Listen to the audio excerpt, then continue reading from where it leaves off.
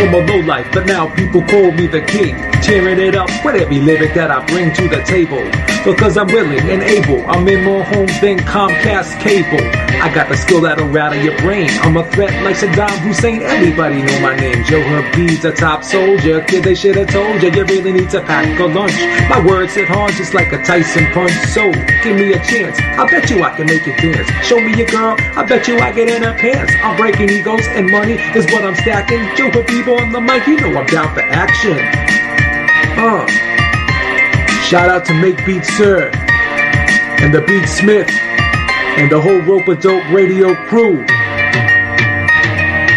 Yeah.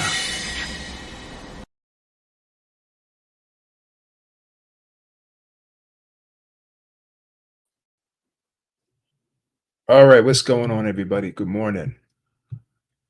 Well, huge news yesterday as it was announced. Oleksandr Usyk, the unified heavyweight champion of the world, signed a huge deal, right? And obviously, I don't know the ins and outs of the deal, but from the way it was presented and described yesterday, it seems like it's a monster type deal. He signed with Skills Challenge over in Saudi Arabia, right? With Prince Khalid, Amir Abdallah, right? Seems like a monster deal yesterday. And we always talk about A side, B side, and it's a conversation that sometimes I just don't like talking about, but it's a harsh reality of the sport, right? Fighters have leverage over other fighters, and sometimes they use it, whether they use it fairly or not, whether it's used in an abusive way, whether it's like used or abused. We have these discussions all the time. We go back and forth as boxing fans. We already know the sport is so tribal, and everyone has their favorites. And it always goes back to, well, who's the A side here? Who can dictate terms? Who has leverage over the other? Who's the draw? Who's the name? Well, none of that is going to matter anymore in regards to Oleksandr Usyk, because admittedly, by all the other promoters out there, he just signed a deal with someone that they cannot compete with financially, which is Skills Challenge, right? So all this A side, B side stuff becomes irrelevant now if you're going to fight Oleksandr Usyk, because he's aligned with the most powerful, wealthy entity in the sport of boxing when it comes to making premium fights, right? Amir Abdallah he openly says when in interviews, we are willing to pay premium price for fights. And what does premium mean? We are willing to pay over the market value for what the fight is worth. And Bob Arum, Eddie Hearn, Oscar De La Hoya, none of these other promoters out there can do that and are willing to do that. And when you look at Top Rank, you look at Eddie Hearn, you look at Golden Boy Promotions, they all have exclusivity deals with a network, right? Or a broadcasting platform, right? And what does that mean? Well, that means that, you are under contract, right, to provide that specific network with a certain amount of fights, right? And when you want to make a fight, it has to get approved by them. They have to tell you whether or not they're going to put it on the regular platform or whether or not it's going to be on pay-per-view. So they have to really go through a lot of hoops to get these fights done. There's a lot of politics. There's a lot of roadblocks because of how their deals are structured in making some of these fights. Now, that doesn't mean that there can't be co-promotions. That doesn't mean that there can't be things worked out. That doesn't mean that Bob Arum can't go to ESPN and say, well, we want to do this. This is how much money is on the table, we believe. This is how, can we work out a deal and involve whether it be DAZN or somebody else, right? So there is room to do co-promotions, but those opportunities are far and few between, right? We've seen that. It's not like something that happens every day. It doesn't mean it's impossible to happen, but in this situation, right, with Skills Challenge, there's no exclusivity deal with a network or a broadcaster, right? There's no we can't work with this guy that we can't work with that guy. They're willing to bang out deals with anybody. They're willing to work with any broadcaster, and they have so much money that even with Anthony Joshua versus Oleksandr Usyk, the second fight, they were able to just step in and say, "No, this is not going to be on the zone, right? We're going to put we want this to be on Sky, right? We want this to be on Sky, and if the US viewers can watch it on the zone, but in the UK, we want this to be on Sky. So when they have the resources to put up so much money, more so than even a network or a broadcasting platform can, right? When they have more, when they're willing to put up more money than ESPN or DAZN, when they can outbid billion-dollar entities like that, right? You got ESPN backed by Disney, one of the largest media companies in the world, and DAZN, who's backed by Access Industries, another billion-dollar entity, right? When you got someone like Skills Challenge that can just step in there and outbid these power players in the game, then that's power. So no more can Oleksandr Usyk be called the B side when he's got A side people backing him, right? No more can it be said, well, what do you generate? It doesn't matter what I generate. It matters what what I'm being paid and what my promotional company or however you want to call Skills Challenge. I don't even know if they're I'm sure they have promotional licenses or whatever, right? But they're not your traditional promotional company, right?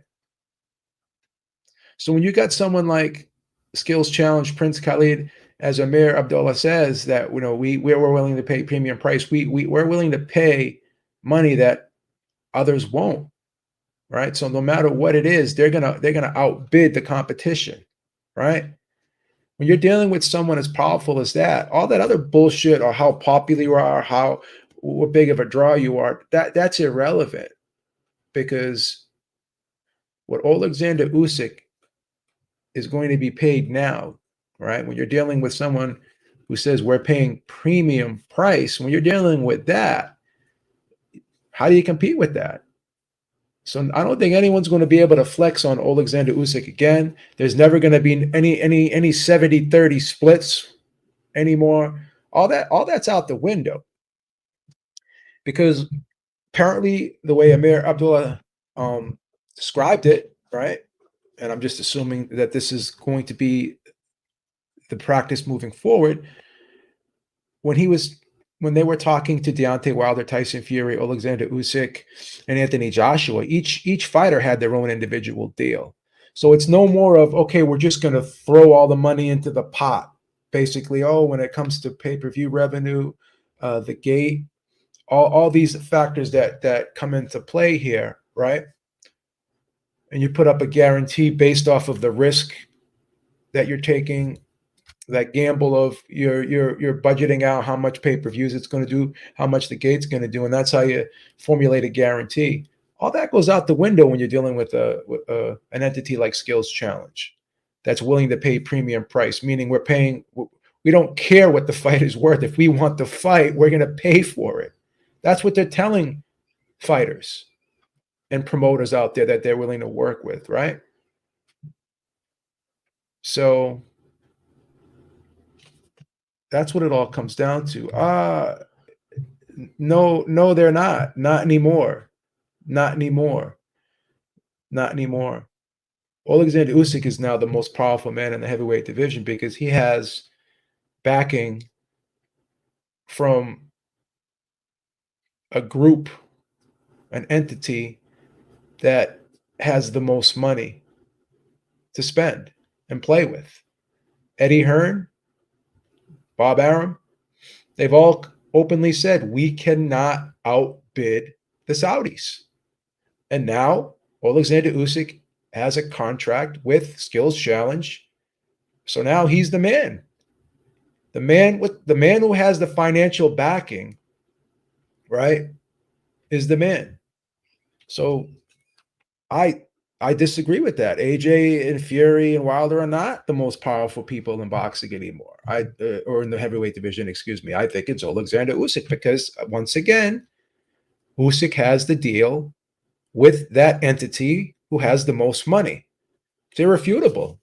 When you have Top Rank and you have Matchroom saying that, right? It is what it is. So now we have this fight between Oleksandr Usyk, right, and Daniel Dubois. Now it's going to be moved to August 26th. It's going to be moved to August 26th. And now with this news from yesterday, I'm curious to see, I guess Skills Challenge is now saying that they're going to be involved in it. So even though there's a purse bid, I'm just wondering, again, this is pure speculation on my part. Are they going to subsidize Oleksandr Usyk? It's been said that he's getting $6 million for this fight. Are they going to throw a little money in the pot? Was there a signing bonus? This is all speculation on my part, but I wouldn't be surprised if Oleksandr Usyk is going to get more than $6 million, right? I wouldn't be surprised about that, right? So now when Fury sits down with Oleksandr Usyk, he doesn't have the leverage anymore. Top Rank doesn't have the leverage anymore. You can argue that now. Well, you can argue that now the tables are turned. Bob Arum openly admitted we cannot compete with the Saudis. So if Bob Arum is not paying Tyson Fury, right, and Prince Khalid is, because that's the understanding that the Saudis are willing to pay not only Oleksandr Usyk, but they're willing to pay Tyson Fury, Anthony Joshua, and Deontay Wilder. They're willing to put all four men on a card on the same night, and they're willing to pay what no other promoter, no other network, no other broadcaster will pay, right? Then what does that tell you? Right? They're calling the shots. And now that they have a deal with Oleksandr Usyk that he signed yesterday, right? This just changes everything now. I don't think Oleksandr Usyk can ever be called the B-side again. The guy paid his dues, right? Fought all those fights in other people's backyards. Had to make concessions his whole career, even while being the champion, right? Having to go to the UK, having to go to different countries during the that big tournament that he had at cruiserweight, right? This guy's been making concessions his whole career. He doesn't have to do that anymore. So this is going to be interesting seeing how this will play out with Fury in December, right? And they're prepared. As they said yesterday, we're prepared and we're going to try to make that a deal with Fury, right? Skills Challenge said that yesterday. We're prepared to do that, right? Now, the ball's going to be in Fury's court. It's going to be all on Fury now on whether or not this fight happens, in my opinion. And if they make a substantial offer in December, which Bob Arum admitted that we can't compete with, ESPN cannot or will not, whatever the case may be, they're not willing to put up the amount of money that the Saudis are willing to put up. ESPN, Top Rank, they're not willing to do that, right? They're not willing to do that, or they're not able to do that, whatever the case may be. They're just not going to do that, according to Bob Arum. Bob Arum says, we don't have that money. Bob Arum openly said it, right?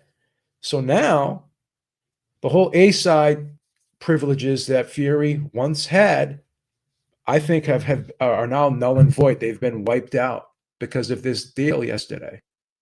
It's that simple.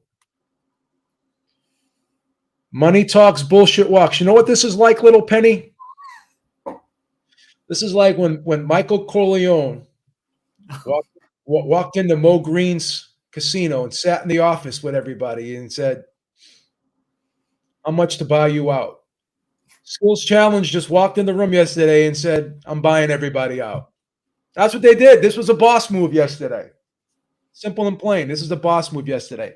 No more 70-30 splits. No more A side, B side. This is big bank took little bank yesterday. It's that simple. Big bank, little bank yesterday. You could be the biggest Tyson Fury fan in the world. You could be the biggest Anthony Joshua fan in the world. You could be the biggest Deontay Wilder fan in the world. Guess what? We all have to concede now that Oleksandr Usyk now is the man in the heavyweight division because he is aligned and affiliated with the entity that has the most money. But because how long is that contract with Usyk? Is that only one fight or? It's not one fight. Come on, little penny, please. It can't be just one fight. I don't know. I think it's safe to assume it's more than one fight.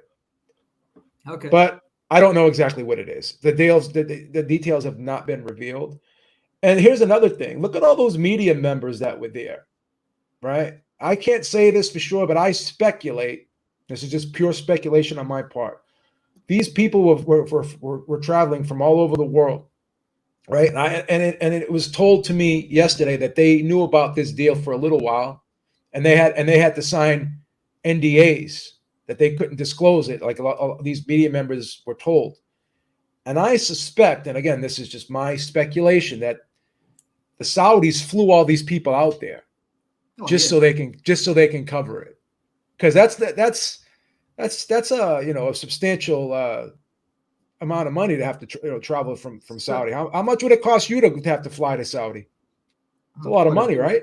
2,000. But Beebs, so that means that the December heavyweight, the tournament, that's on, right? Well, it's not on, but they're going to try to make it happen. It's not on if these. It's not on if these. And here's another thing. Here's another interesting thing, and this is a key point that I want to make to you. Remember before when Deontay Wilder was sitting down with DAZN, they were trying to bang out that deal, and he was so hell bent on knowing what Anthony Joshua would get if they fought. Well, in this situation, he's come out and said, let's not worry about what everyone else is getting. Everyone's going to get their piece of the pie. Like, he's come out and said this. So what that's telling me is the money that's on the table for each fighter, right?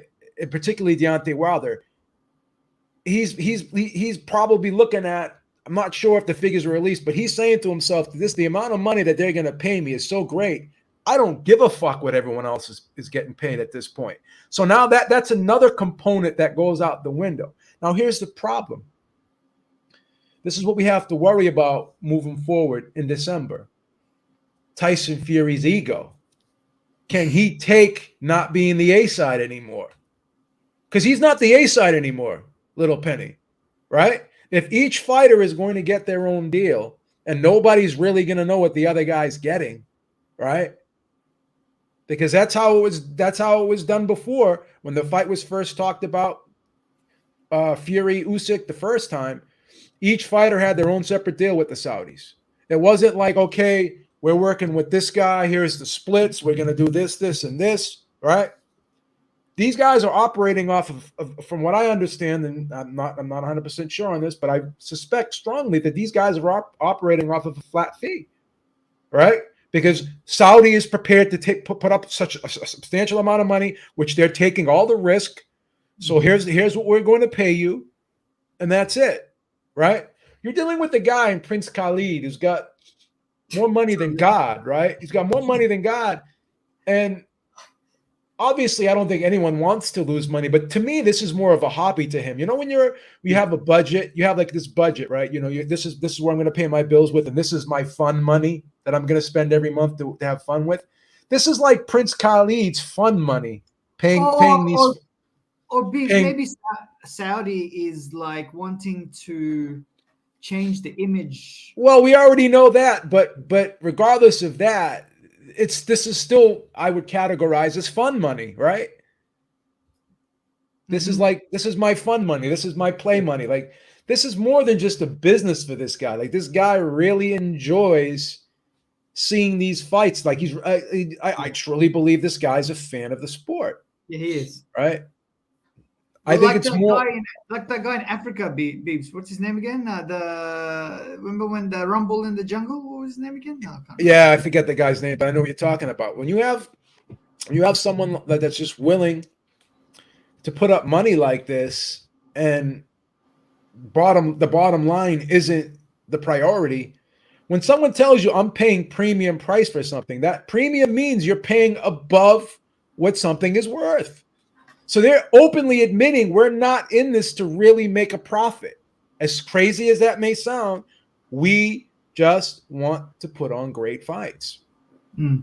So bottom line is not priority here, And right? you know It's what, not Beeps? about what someone can generate. What, obviously these fights will be monster fights. I know people will watch these fights. Mabutu, Jeffrey DeRozan says that's the Yeah, guy, Mabutu. Yeah. yeah, that's him. So this is pretty clear cut. Moving forward, how this is going to play out, right? And Usyk could be number one on that Forbes list, because here's the thing. If Usyk fights Dubois and he gets some subsidized money from the Saudis, because now they're going to be involved in the event, and then he fights again in December and gets a monster payday, Usyk's going to be on the Forbes list. I reckon Beeps. I think he's just the first one to sign. If you say, for example, Fury or AJ and then Wilder, if they sign, I reckon that, especially Fury, his independent contract with the Saudis, that will be bigger than Usyk, in my opinion. How would it be? AJ. How would it be if Fury does not? Fury only fought one time last year. That's why he was not on the Forbes list. Anytime a fighter fights one time, like there was a time in 2020 when Fury was above Canelo on the Forbes list, and that was because when Canelo signed that DAZN deal, I think he only had one fight at that time, and that was before DAZN had pay-per-view, right? So in 2020, Fury was ahead of all the boxers. He was the highest paid boxer on that list. 2022, he was the second highest paid, and Canelo was above him then. That was because the pay-per-views were involved then, and Canelo fought twice. But if Fury and Wilder and Joshua, right? If Fury and Wilder only fight once this year, think about it. And maybe you got Joshua will only be fighting once this year, because the list goes from May the prior year to May the following year. So if all these guys only have one fight on the calendar and Usyk has two, guess what? He could arguably be the highest paid boxer on the list next year. Arguably.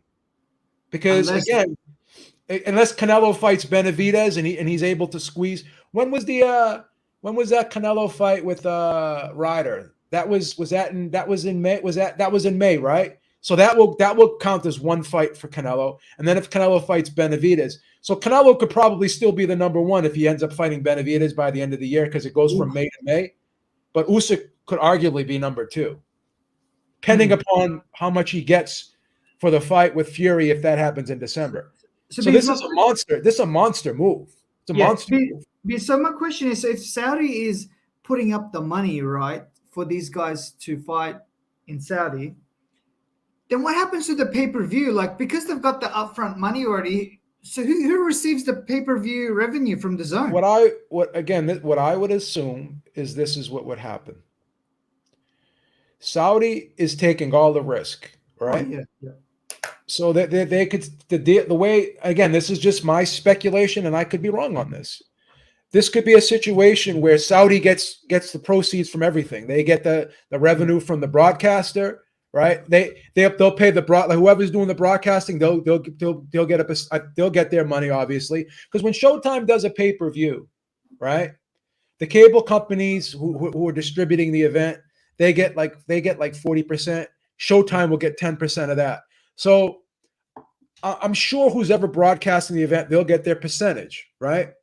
But when the fighters get paid, the promoters will probably like for instance, like Tyson Fury is promoted by Bob Arum, right? So whatever the Saudis are paying Tyson Fury, he'll have to pay a percentage of that to Bob Arum and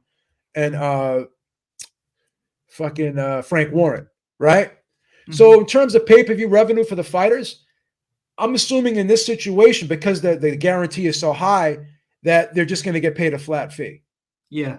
That's what I'm anticipating, and that's what I would assume. But again, I can't factually say how that would work out. But if someone's going to pay you $100 million upfront flat, or whatever it is, right? Then they're probably gonna get the proceeds of the pay-per-view. I reckon pay-per-view won't be involved. I reckon they'd want terrestrial TV, because a Saudi would want more exposure for their country. That either want what's that, British Sky, or they want Showtime on without pay-per-view, or ESPN, major ESPN, not ESPN Plus or ESPN2. If Fury Usyk happens, my speculation is this: Sky will handle the UK, right? And I believe ESPN Plus would probably do pay-per-view. I think they would make us pay pay-per-view on ESPN Plus. But again, it's up to the Saudis how they want it to be distributed. They already made that clear when they did the second Usyk Joshua fight. They're like, we want the UK broadcast on Sky because we feel as though that's the largest audience, and the people in America can watch it on DAZN, right? So how this plays out, I would speculate this. I would think Sky would handle the UK, and I think that maybe they would make us buy this. I don't think we'd get this one for free. I think we'd have to pay the Americans would have to buy this on ESPN Plus. I could be wrong though. I could be wrong. But I think we would have to buy it on ESPN Plus because there's no DAZN involvement here. So, and I don't think the Saudis would give this to us for free. Yeah. That's just my opinion. I could be wrong, but who knows? Because again, it's Fury's a UK fighter. Usyk is an Eastern European fighter. They could just throw it on ESPN Plus for free, but I suspect they may charge us pay-per-view for this one. But I could be wrong. Yeah, it's maybe it's an enticement for tourists to come to Saudi Arabia. Yeah, because Saudi Arabia, or that area, Saudi Arabia, Dubai, it's like it's in the middle of Europe and Asia. It's a really good connection. You know what I mean? So maybe the king or whatever his name is, he might want to. Prince. Yeah, the prince. He might want to rival Dubai, because Dubai is it's like the busiest airport in the world. Because it's a hub to everything else. Like, you know what I mean? Like, he might want to do the same thing for his country, Saudi Arabia, because because Dubai can't handle the traffic. There's too many flights. Even Abu Dhabi can't. Abu Dhabi and Dubai are the two major cities of United Arab Emirates. They can't handle the traffic. So maybe the prince is saying, okay, we'll get some of that revenue, and then we can turn our country into instead of just relying on oil, maybe we'll get, maybe, because the thing is, a lot of people go to Saudi Arabia for the, what do you call it? It's like a Hajj. I mean, the revenue, there's millions of people go there to do the Hajj. But apart from that, no one really goes to Saudi Arabia.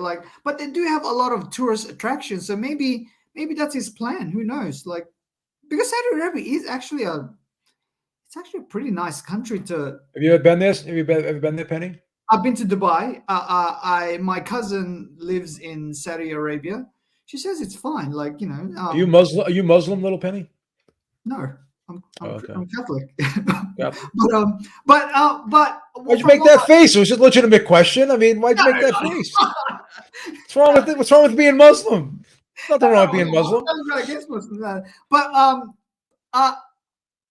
But the thing is, maybe that's one of his strategies, But I have nothing against Saudis paying or boxing in Saudi Arabia, because I know some English people they don't like boxing in Saudi for some reason. It's actually good for them because the time difference is actually in favor of them. Well, It's actually the here's Americans that are not in favor of the well, time that's what difference. I'm saying. So let me explain this to people because everyone wants to have this tribal opinion when it comes to all these broadcasters and these networks, right?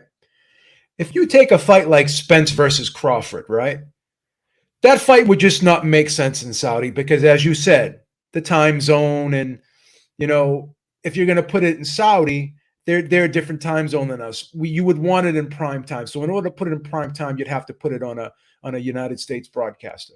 That's fair to say, correct? They're both Americans, yeah.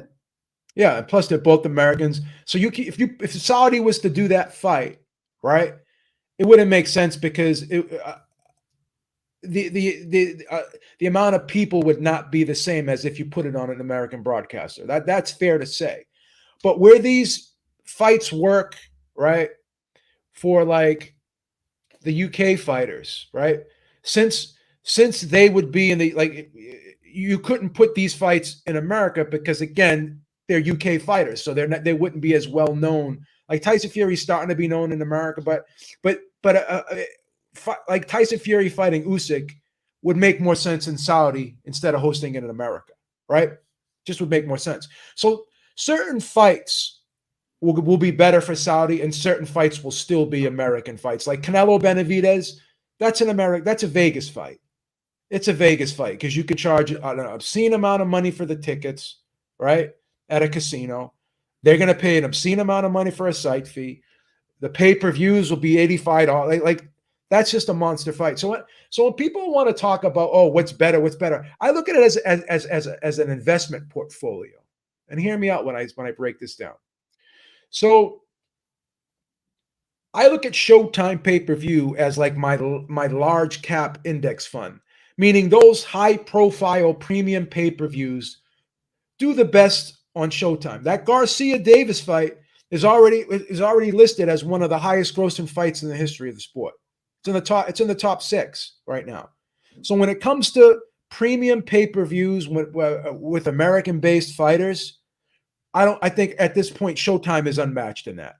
But when you look at the mid-level fights, like ESPN does great with those mid-level fights. They do a consistent job with the mid-level fights, right? For me, DAZN they would be like my mid-cap index fund, right? Mm-hmm.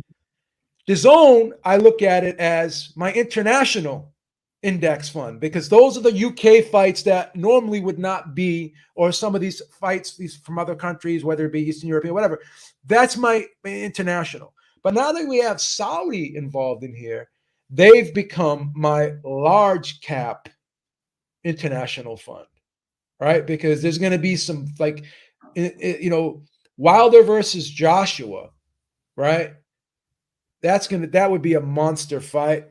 And that would be a fight where I think the Saudis would put that one on Sky and once again put the U.S. broadcast on DAZN for us. So everyone's going to get a piece of the pie here. Now, whether or not DAZN would charge us a pay-per-view price for that, I think they would, right? I don't think we'd get that for free like we got Joshua Usyk for free. I think we'd have to pay for that on DAZN. We'd have to pay $60 for that. So when people like to get in these arguments on who's better, like it all depends on the fight. Certain fight, like if you're going to do Benavidez versus Canelo, that's a Showtime pay-per-view in my opinion. It just is. That's a fight you can't put on DAZN. So you think Canelo's going to go to Showtime instead of staying with DAZN? DAZN has been loyal to Canelo. Yeah, but again, fighters don't care about who's holding the camera. That's irrelevant. Fighters care about what they're getting paid. And I'm just gonna say something like this whole Mayweather construct. No one did Ali ever say, oh, this fight has to be on ABC? Did Sugar Ray Leonard ever say this fight has to be on HBO? Like, this is a Floyd Mayweather construct because this Floyd Mayweather is such a petty individual. When he was negotiating with HBO, he wanted a long-term deal. They wouldn't give it to him. So Showtime gave it to him. So then he started saying, "Oh, I'm a Showtime fighter. Anyone wants to fight me, they have to be like." But again, like Canelo is loyal to Eddie Hearn, right? But again, Eddie Hearn has come out and said that if a fighter can get more money on another platform, then he can like there's no exclusivity deal with Canelo Alvarez saying that like he has to fight on DAZN if Eddie Hearn if Yeah, but Al Heyman won't. Yeah, but Al Heyman won't do that, Biebs. Well, he will do it for certain fights, but more often than not, he won't. Yeah. Right. In this instance, if you again, we have to speak realistically here. There's no way that if you put Canelo Benavidez on DAZN pay-per-view, that it will sell more pay-per-view buys than if you put it on Showtime pay-per-view. There's just no way. Showtime is available to more. They do a better job. Again, initially I was like saying, okay, I'd rather it be on DAZN because I could buy the pay-per-view for $60. But DAZN has been very inconsistent with the quality of their streams. I've bought pay-per-views on there, and sometimes they're okay, other times they're trash. The streaming is on HD. It's not in HD, it's in 720. I would not want to risk having a fight of this magnitude be on DAZN and having it be of shitty quality, having it go like I've had the streams cut in and out, buffer. I've had them go from blurry. I've had like these numbers come up on the screen. When it comes to high quality premium pay-per-views, no one does it better than Showtime. They've been in the business for 37 years. They've had record-breaking fights. Oh, well, that was in the past. Well, again, not anymore. They just did another record-breaking event with Davis versus Garcia. And I would want them to handle Benavidez versus Canelo. Now, this whole thing about loyalty, these are all Floyd Mayweather constructs, right? This whole A side, B side shit. Fighters don't care. Most fighters don't care about who's holding the camera while they're fighting, right? How does that give Canelo an advantage by whether or not like a particular person's holding the camera while he's fighting? How is that? Like people are saying, people are framing it as if Canelo's making a concession if the fight is on Showtime instead of DAZN. This is a construct that was created by Floyd Mayweather and now has been perpetuated by these boxing fans. When you watch the NBA Finals, do you care whether or not it's on TNT or if it's on ESPN?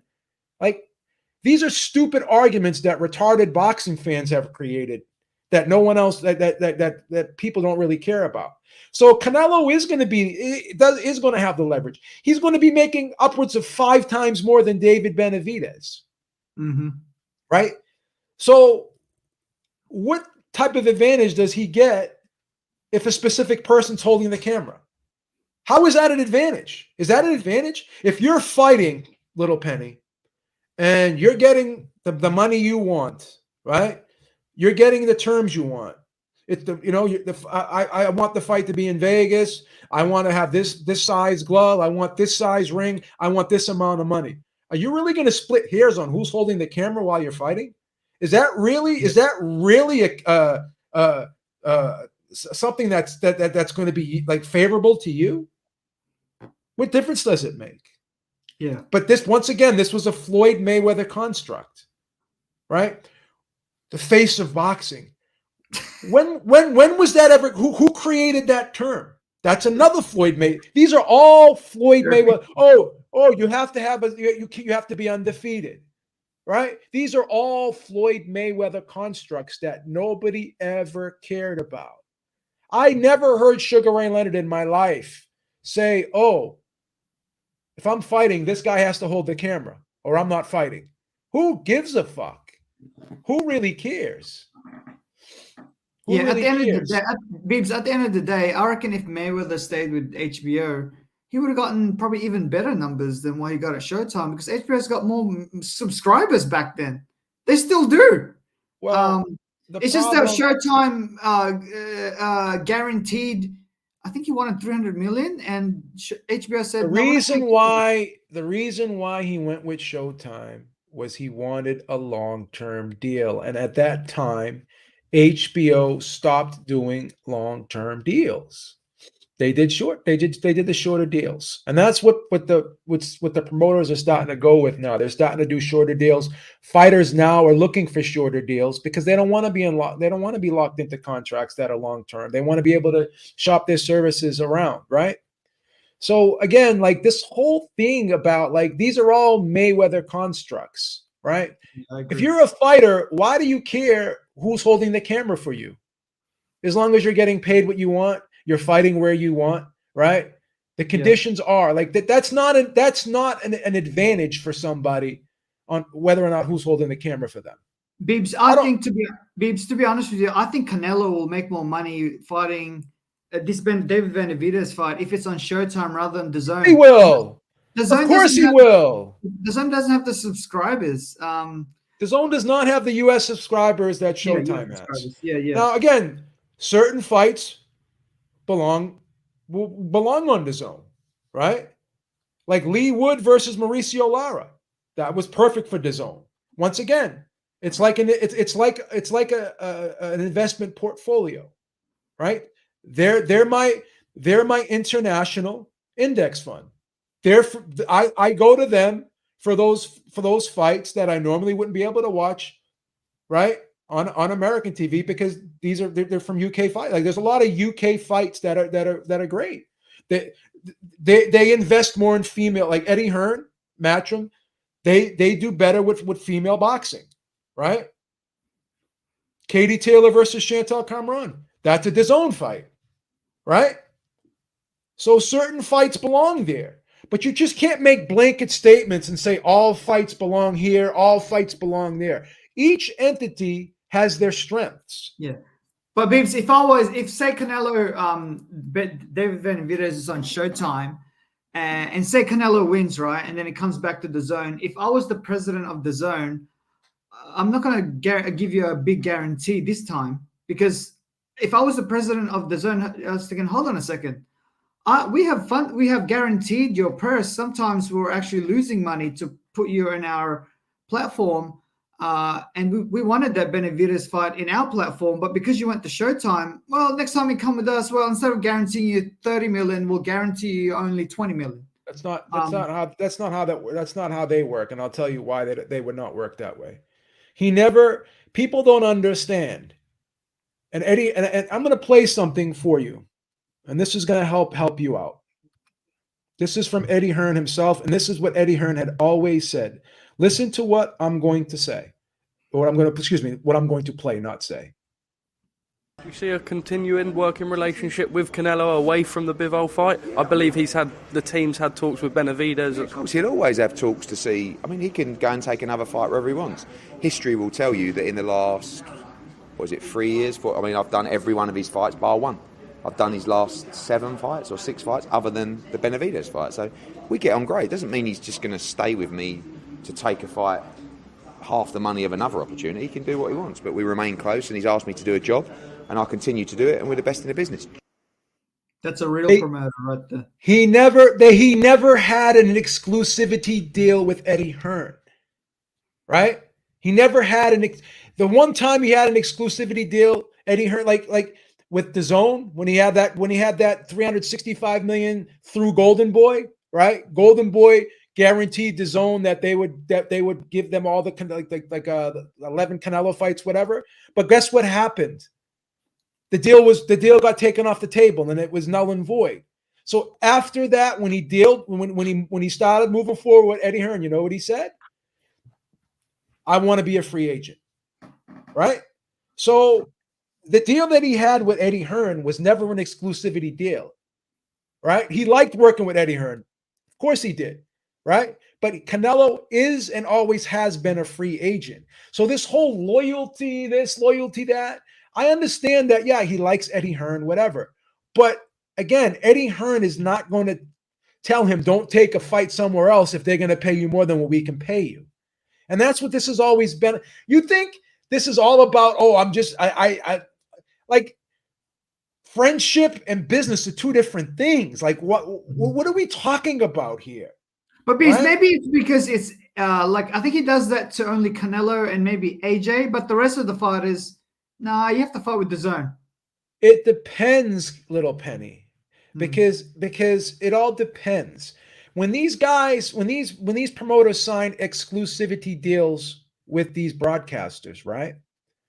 They're required to give the broadcaster a specific amount of fights, just like in certain situations, a fighter is required to give the promoter a specific amount of fights, right? But in this situation with Floyd Mayweather and Showtime, Floyd Mayweather was a promoter, so he signed, like, it was a no-brainer for Floyd Mayweather because he had a promotional license, so he got paid directly by Showtime as the promoter, right? Canelo now has a promotional license, right? So now he can work deals and get the money directly paid to him, he doesn't even have to go through Eddie Hearn anymore, right? Eddie Hearn helped him out as a co-promoter with a lot of these events. But now Canelo Alvarez, he's listed as a promoter on some of these events, as a co-promoter, right? He can cut out the middleman. Canelo Alvarez doesn't need a promoter anymore, just like Floyd Mayweather did not need a promoter anymore. When you get to a certain level, you don't need a promoter anymore. You can have broadcasters and networks deal directly with you, right? Directly with you. And there's a lot of things going on behind the scenes right now that I know, right? That I know. And I'm shutting my mouth right now because I gave my word that I would not say anything, because I went off the record with a lot of people. Right? And a lot of people are going to be surprised. Well, they shouldn't be surprised, but they're going to be surprised when they see what happens next. And that's all I can say right now. And I'm busted open at the seams, wanting to say so much. But I say the things I say not because I'm taking a side. It's because I know what's going on. And then you could say, well, what if people are lying to you? Certain things are just they just can't be lies. It's just common sense. So it's not a concession. People are looking at it as a concession if Canelo goes and fights on Showtime and doesn't fight on DAZN. It's a smart move. Like Ryan Garcia is mad at DAZN right now because they felt like they fucked him out of money because of what went on over there. Again, DAZN is still new in the game. They've only been around since 2018.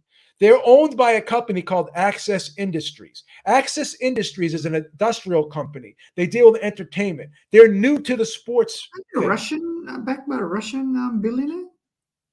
He's Ukrainian. Oh, Ukraine, yeah. Les Blavatnikov is Ukrainian, I believe. Yeah. Right? So, again, they're new to the game. Showtime's been doing this for 37 years. They've only been doing it for 5. I don't feel confident buying a pay-per-view of this magnitude on DAZN because I don't think they have the bandwidth to support it. I just don't. I don't feel like they're going to give a reliable stream to me. Like if I buy a Showtime pay-per-view, I'm not worried. Now, I'm not even going to lie to you. But that's not bandwidth. That's different. That's cable. Yeah, that's basically linear. That's linear television. So you don't have to worry about that. Hey, Beebs, you might want to let the Keggy in because he's saying that what you're saying is rubbish. Oh, okay. I can't say it. The Keggy. He's saying what you're saying is not true. Like about Usyk being the money man in the heavyweight division. Well, again, that bid was made before this deal was signed. So you don't know what Skills Challenge is giving Usyk right now. You don't know if he got a signing bonus. They're now involved in the event now, right? So you don't know if he's getting some money from them on top of this. So you don't know. Just because that was built, that was the what was it 2K won the bid? You don't know. You don't know if he's getting any money from. So would it be safe to say, or would it be reasonable to assume that he's going to be getting some money from Skills Challenge as well? I don't know. It's that simple. But because I kind of like the way that the boxer should be independent. I don't think that the only time that sometimes fights don't get made is if the promoters always get involved. But when the fighters, when they want to fight each other, kind of like with Bud and I reckon Bud and Spence wanted to fight each other a long time ago, and I think it's because Al Heyman is on Spence's ear, and he maybe says, "Oh, let's just wait maybe a little while." Well, blah blah blah. I reckon everyone wanted to fight him a long time ago. Even Floyd Mayweather, with all of his idioms that he would come out with, I'm the face of boxing. That was a Floyd Mayweather construct, right? No one ever said that before Floyd Mayweather, right? If you want to fight me, you have to fight me on Showtime. That's another Floyd Mayweather construct, right? Well, I'm undefeated. This guy got losses. You can't be the greatest if you're not undefeated. These were all Floyd Mayweather constructs, and guess what? I would not be surprised if that was not Al Heyman with a hand up Floyd Mayweather's back, advising him to say those things. If that was not part of Al Heyman's marketing strategy for Floyd Mayweather. And I think Errol Spence is another guy that was following that playbook, right? He was following that playbook based off of advisement from Al Heyman. In my opinion. So to give you two examples, when Tank left TMT, right, he then fought the fight that us fans wanted him to fight, which is Ryan Garcia. Spence then left. I think he got a new management together, and then straight after that, the Bud Crawford fight got signed. So it's like you know what I mean, Beeps? It's like there's something going on there at PBC where it's like they're hindering a lot of these fights that we as fans we want to see. In fact, Beeps, I actually bought that Ryan Garcia versus Tank Davis fight, and it was the first pay-per-view fight that I bought. Where did you buy it? What platform did you buy it on? I bought it at I can't remember, Beeps, but it's the first pay-per-view fight that I bought since Pacquiao Thurman, right? And the reason why I bought that fight is because they fought in their 20s, and it's the time that I wanted to see them fight, right? But with this Bud Crawford and Spence fight, even though it's a big fight, right? I am not buying that fight on pay-per-view. I'm going to the pub, right? But I am going to the pub and watch it. You're not stealing it though, right? I am going. No. I'm going to the pub to watch it. I'm not spending my own money because they made me wait 7 years. I'm not don't do this. I'm going to speak with my own wallet. I'm going to watch it. I'm going to the pub to watch it though. Whereas with the Tank Davis Ryan Garcia fight, I actually watched it. I bought it with my own money at home. So you're not buying this pay-per-view, and you're punishing them for making you wait. Yes. Did you punish Manny Pacquiao for making you wait? No. But that's not Spence, so now. Spence and Bud Crawford are not Pacquiao and Mayweather. It's different. Well, guess what? For in terms of entertainment value, would you say this is probably going to be a better fight to watch than Mayweather Pacquiao? Well, Beebs, it's a bit unfair for Floyd and Manny because we now know what happened, right? But before that fight happened, man, geez, a lot of people were very excited to watch that fight. Hence the 4 point. You got to buy this fight, little Penny. I'm gonna do it. I'm gonna keep doing it. You got to buy this fight because if you don't buy this fight, you're not rewarding the best for fighting the best. So then when you don't, all you're going to do by not buying this fight is make fighters wait longer. Support them when they do something good, and you'll incentivize them and entice them to do it more. You have to buy this. You have to buy this fight. You have to buy this fight. If you buy this fight, it means that like you're okay with them waiting 5 years. I'm not okay. I've wanted this fight 5-7 years ago. Pacquiao It's won been in this 5 fight in years. 2018. It hasn't been 5 years. How long has it really been? Sorry? It hasn't been 5 years. It's been like 3.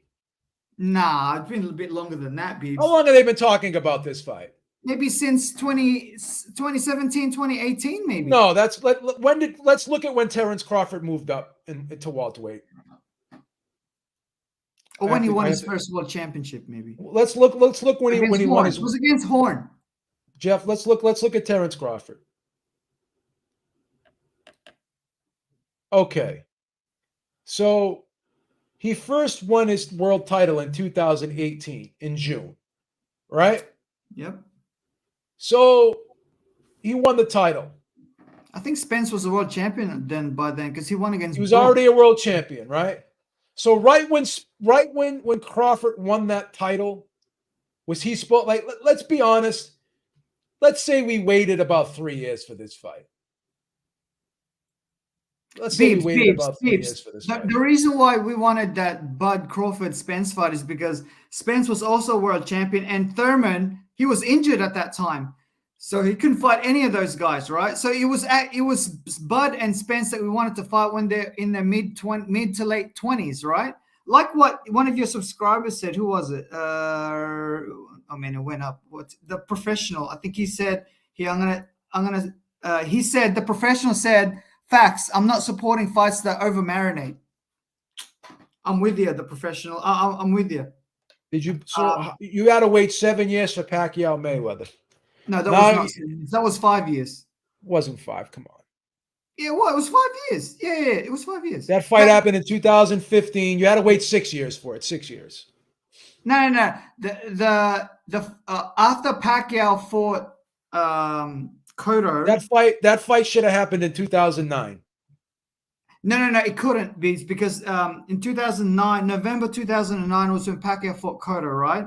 So the next year, 2010, Pacquiao could only fight in March because he was going for the governor, so he couldn't fight in May. Oh, now you're making excuses because you're a Pacquiao fan. Come on. No, because that's when he could. That's you had to wait 6 years for that fight, little penny.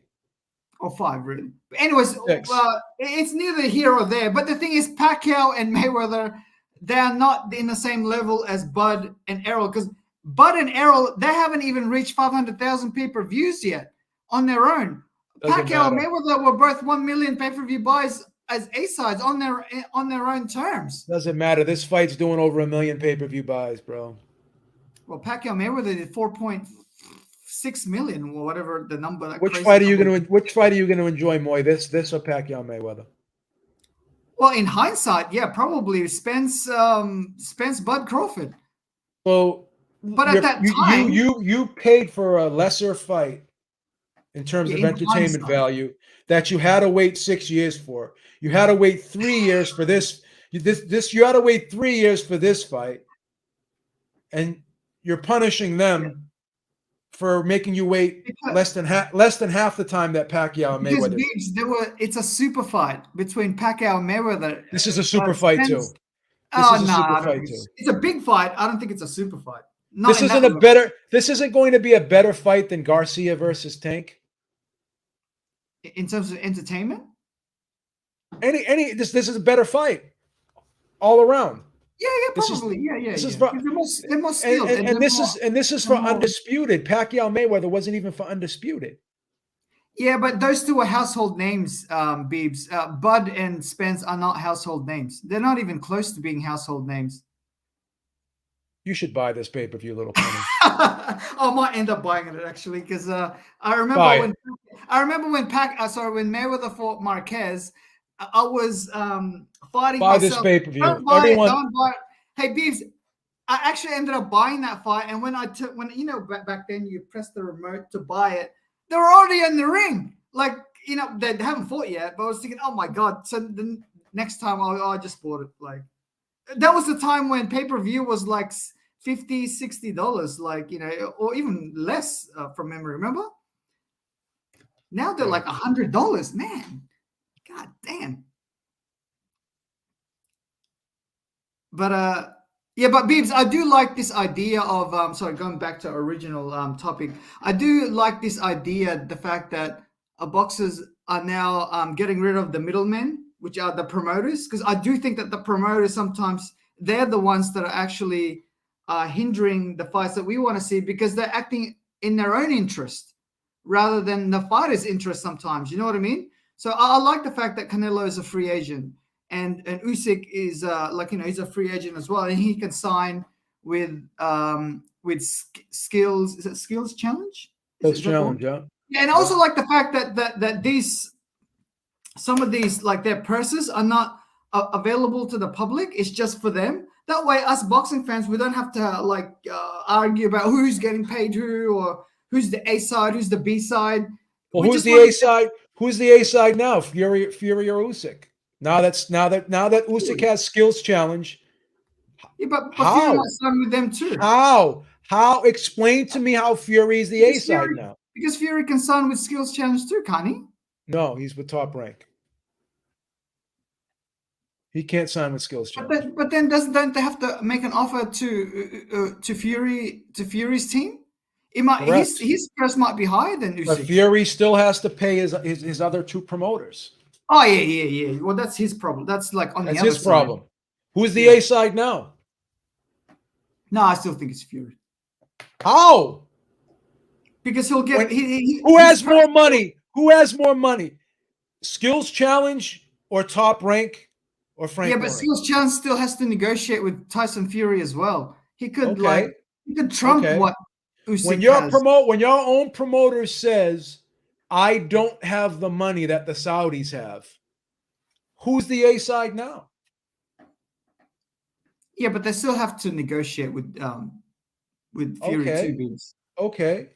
And they have to come up with a figure that Fury is happy with. Do you think that the Saudis, who now have an investment in Usyk, right? Do you think they're going to pay Fury more money than they're going to pay Usyk? Oh yeah, yeah, they have to make that fight happen. How do you know that? Or else the fight won't happen. Fury's got the leverage. Okay, but here's the thing: you gotta think this through. You really got to think this through. Let's take all the emotion out of it. Let's take all the perception out of it. Think this through. You are Amir Abdallah, right? And you are Prince Khalid. You just signed a deal with Usyk, which I'm assuming is a multi-fight deal.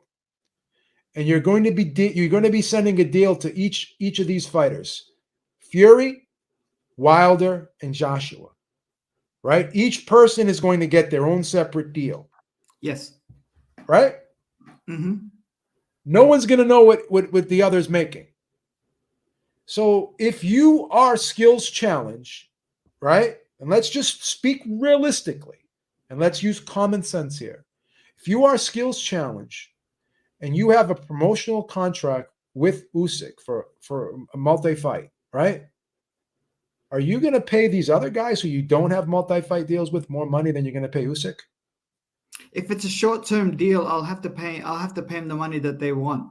If it's short-term, it's kind of like an NBA contract. Short terms doesn't matter. Just pay him because it's so short. But again, they're not going to know what you're paying Usyk, right? Mm-hmm. So they can't come back to you and say, "Well, I want what Usyk's getting." You know why? Because they're not going to know. Because it's not going to be released to the public. Yeah, it's going to be on the other side. So if you are Skills Challenge, are you going to pay them more than you're paying Usyk? Now, you may pay them the same, but will you pay them more if you're Skills Challenge, knowing that it's a one-fight deal with these guys? Yeah, but the thing is, Biebs, you're dealing with Fury. Would you pay them more? Yes or no? Yeah, I would. Yes, I would. Okay, then I'll have to take your word. I would not. If I had an investment in Fury, excuse me, not Fury. If I had an investment in Usyk, and I'm paying the other fighters, I would pay the guy who I have an investment with more than I would pay the other guys. So Fury would not know what Usyk is making if he's getting a separate deal. Hey, Biebs, does Maestro have a... Remember when the Street Fighter, it had the Street Fighter with the Indian guy who's got the long arms? What was his name? Is that his avatar? Or His I don't photo? know who that. I don't know what his avatar is. I don't know that guy. You remember Street Fighter 2 when there was this Indian guy who's got that long arms? I think Yeah, that's yeah, what. yeah. Where is he? He's gone. Where did you take him off for? I didn't take him off. He dropped. He dropped. Oh, okay, yeah, yeah. No, Beeps. Because what I'm saying is, to make the fight happen, you gotta like. I know. Look, at the end of the day, right? When Fury, But you have to answer this question. Like, Yeah. how would Fury know what Usyk is making if the Saudis won't tell him? No, I don't think Fury cares what Usyk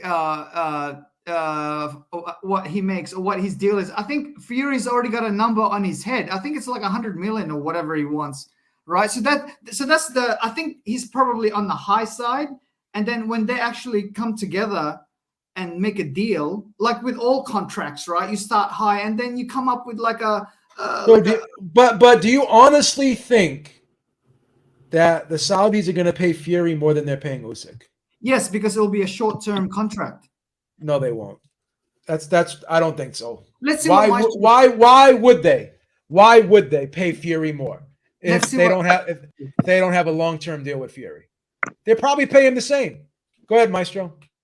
Yeah, Joe, I hope you can hear me. There have been some audio issues in StreamYard, so apologies. I can hear you. I can hear you. Oh, that's why I knocked out. So, Joe, I usually agree with you, my brother, but I'm going to disagree with you on a couple of points here.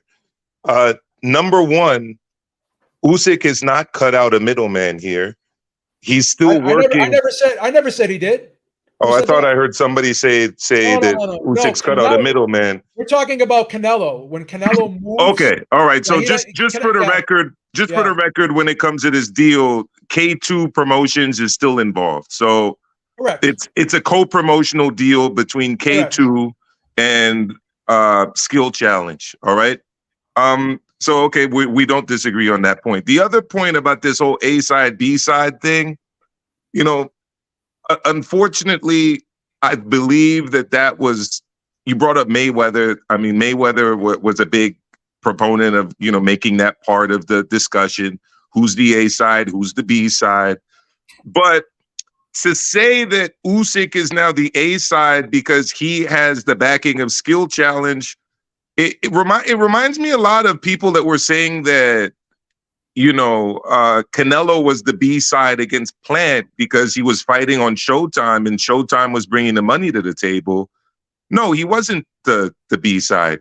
Caleb Plant wasn't the A side. Canelo is Canelo, and it doesn't really matter what platform he's fighting on or who's paying the check or who's cutting the check. He was always going to be the A side in that situation. So, you could say that Usyk's the A side because he has 4 belts, if you include the IBO title, right? And the Ring magazine. But look, I still don't think that Usyk does the numbers that Fury does. Doesn't have to. On television, and I doubt that he could sell 95,000 seats in a stadium. He doesn't have to. What I'm saying is, all of that becomes irrelevant when you're being paid a premium purse. When someone is paying you over market value becomes irrelevant. So if both Fury and Usyk get $100 million each for the fight, right? There is no A side anymore because Canelo was getting 5 to 6 times more than what Plant was getting. He will get 5 to 6 times more than what Benavidez is getting. In my opinion, I don't think Skills Challenge is going to pay Tyson Fury more than they're paying Oleksandr Usyk for this fight. I don't think they will. And no one's really going to know because they're not going to – each person's going to get their own deal. So it may not even be public. So again, essentially we're agreeing then because I don't think it is an A side, B side situation. That's what I'm saying. I'm saying. So it's not a question of is Usyk the A side or is Fury the A side? It's more of a question of is there an A side at all anymore? And I agree with you because look, at the end of the day, when we talk about A sides now in boxing, what are we really talking about? The guy that gets all of the benefits of the doubt with the judges, the guy that all of the broadcasters are telling you is winning, even though he's losing the fight. You know, the guy who is getting all of the media attention going into fight week. You know, that's what I think when I think A side. Like when I think you know, of A side, yeah. I think of a fighter who makes more money than the other guy, who's able to dictate terms. Like I want Ring gloves. size. Look, like Tank versus Ryan, rehydration clause, you know, weight stipulations. But now we've added a new measure of A side, where now we're adding in fighters caring about who's going to hold the camera while they're fighting. That's never No, that's nonsense. I'm sorry, that's nonsense. That's never been an advantage. Like if someone wearing a DAZN t-shirt or whether they're wearing a Showtime t-shirt while they're filming the fight, that does not give the fighter an advantage. No, it does not. What gives a fighter an advantage is having the terms of the fight, right, in his favor, meaning he can choose the gloves. Like when Sugar Ray Leonard and Marvin Hagler fought, what did Ray Leonard want? I don't want 15. I want 12. I want 10-ounce gloves. I don't want 8. Ring right? size. I want a 22-inch ring. I don't want a 20-foot ring. This is A-side flexing. This is what I mean. This is what I mean when I say A-side. And I'm sorry. Hagler said, I want and if you want all these things, I want a specific amount of money in order for me to give you those things. No one ever argued about, oh, well, I want this guy to hold the camera for me while I'm fighting you. That's not an advantage. No, That's I not agree. An advantage. All right, so we're on the same page then, because look, you know, I agree. If you're saying that Fury can no longer dictate terms, you can't dictate terms anymore. I agree with you, but here's the thing: Usyk, they can't really dictate terms to Fury either, because if we know anything about Fury, we know that this guy does what he wants, when he wants, how he wants. So I see it as a situation where both guys are bringing something to the table that the other person wants. One person wants the WBC title and wants to take Fury's O and wants to be undisputed in 2 weight classes, right? The other guy obviously wants the biggest check possible. And I think that both sides are bringing something to the table that the other guy wants. But this isn't a situation where, you know, Tank is going to institute a late in the day weigh-in and a rehydration clause on Ryan, nor, to be honest, is it a situation where Haney is going to get to weigh in at 9 a.m. to fight Loma and then do a fake weigh-in later in the day that's like a full day after he actually weighed in, which obviously was to his advantage, because guess what? He was the A side, right? So this whole thing about we're the A side, we move like an A side. Remember even when Ryan was sitting at the press conference and Tank got there late, and Tank goes, "Yeah, you would get here on time. You would do that." Right? Again, that was A side flexing, and I think that he got that from Ellerby and got that from Mayweather, and that is what I think of when I think of A side flexing.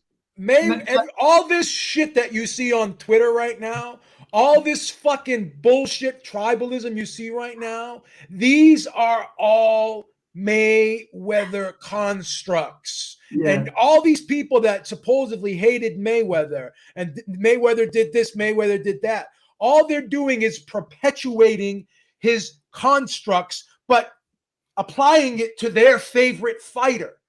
So you're all being fucking hypocrites. Here's one soundbite. Let me just get this out, Penny, and I'll give you the floor. Here's one soundbite that people are going to play over and over again that is going to destroy Fury's arguments. And I'm the biggest Fury fan of all time. I have 2 Tyson Fury t-shirts in my closet right now. I love the guy. He's the greatest heavyweight of all time. But this one soundbite is going to destroy Fury. When Bob Arum says, I don't have the money that the Saudis have, that tells you right there, if this fight doesn't get made, right, while the Saudis can pay Fury substantially more than his own promoters can, and even with that being said, in spite of all that, if this fight doesn't get made in December, right, it's going to be a horrible look for Fury. Horrible look. Well, I agree. And Joe, as you know, I've interviewed Bob Arum, twice in the last month at major events. And he's confirmed, and I can say it right here on your channel, that the Saudis are the ones who are bringing astronomical money to the table. And essentially, they can't compete with that. Queensberry can't compete with that. There's no amount of money that could be generated in the UK on BT Sport and at the gate at a Wembley fight that is anywhere near comparable to what the Saudis are putting onto the table for each of these fighters. It's just a fact. Yeah. Also, Maestro Bibbs, these A-side shenanigans that, that Tank and Floyd used to do. In Saudi, that will not ride. That's the Saudis. I'm not going to let someone go late or there's a catch weight. They're the one in charge because they're the ones putting up the money. So no catch weights, no rehydration clause, none of this 9 o'clock wait. The weigh-in is at 6. That's it. Or 4 o'clock or whatever. You want to know how powerful these fucking dudes are? They had fucking Deontay Wilder, Mike Tyson, Tyson Fury, all in the same building at the same time. You want to know how powerful these guys are? Look at what happened to Jamal Khashoggi in that embassy in Turkey. You want to know how powerful they are? You just need to look at that. We don't even need to talk boxing. Look at what's been going on in Yemen for the last few years. Well, that's how powerful they are. Look at what they did to Syria when they went after Bashar al-Assad's government. So I mean, yeah, they are powerful. But here's the other thing I want to say too. One thing that might be a disadvantage for Fury, you really think they're going to allow him to do all these histrionics and mind games and all kind of crazy behavior at a Saudi press conference? I honestly wouldn't be comfortable doing that in Saudi if I was Fury. I wouldn't be doing the whole mind games, shenanigans all week long fight week in Saudi if I were Fury. I wouldn't do it. Let's read the definition of premium price, right? Premium pricing. And we've all heard Amir Abdullah say that we are paying premium price for these fights. Let's read what this means. Okay? And when you're dealing with something like this, all bets are off, all the rules go out the window, all business practices, normal business practices, they're off the table. Premium pricing is the practice of keeping the price of one product or service artificially high in order to encourage favorable perceptions amongst buyers based solely on the price. So when you're paying an artificial price, meaning above market value, no one can compete with you when you're doing that. Mm-hmm. No one can compete with you. So all this shit about, if the fight makes money or not, who's drawing this, when that is all that is taken and thrown out the window, and that means nothing, right? And someone's just going to pay because they want to pay, you cannot compete with that. I don't give a fuck who you are. No one's going to compete with that. Nobody can compete with that. Essentially, they got a faucet called oil that prints money all day long. Like no promoter can compete with that faucet.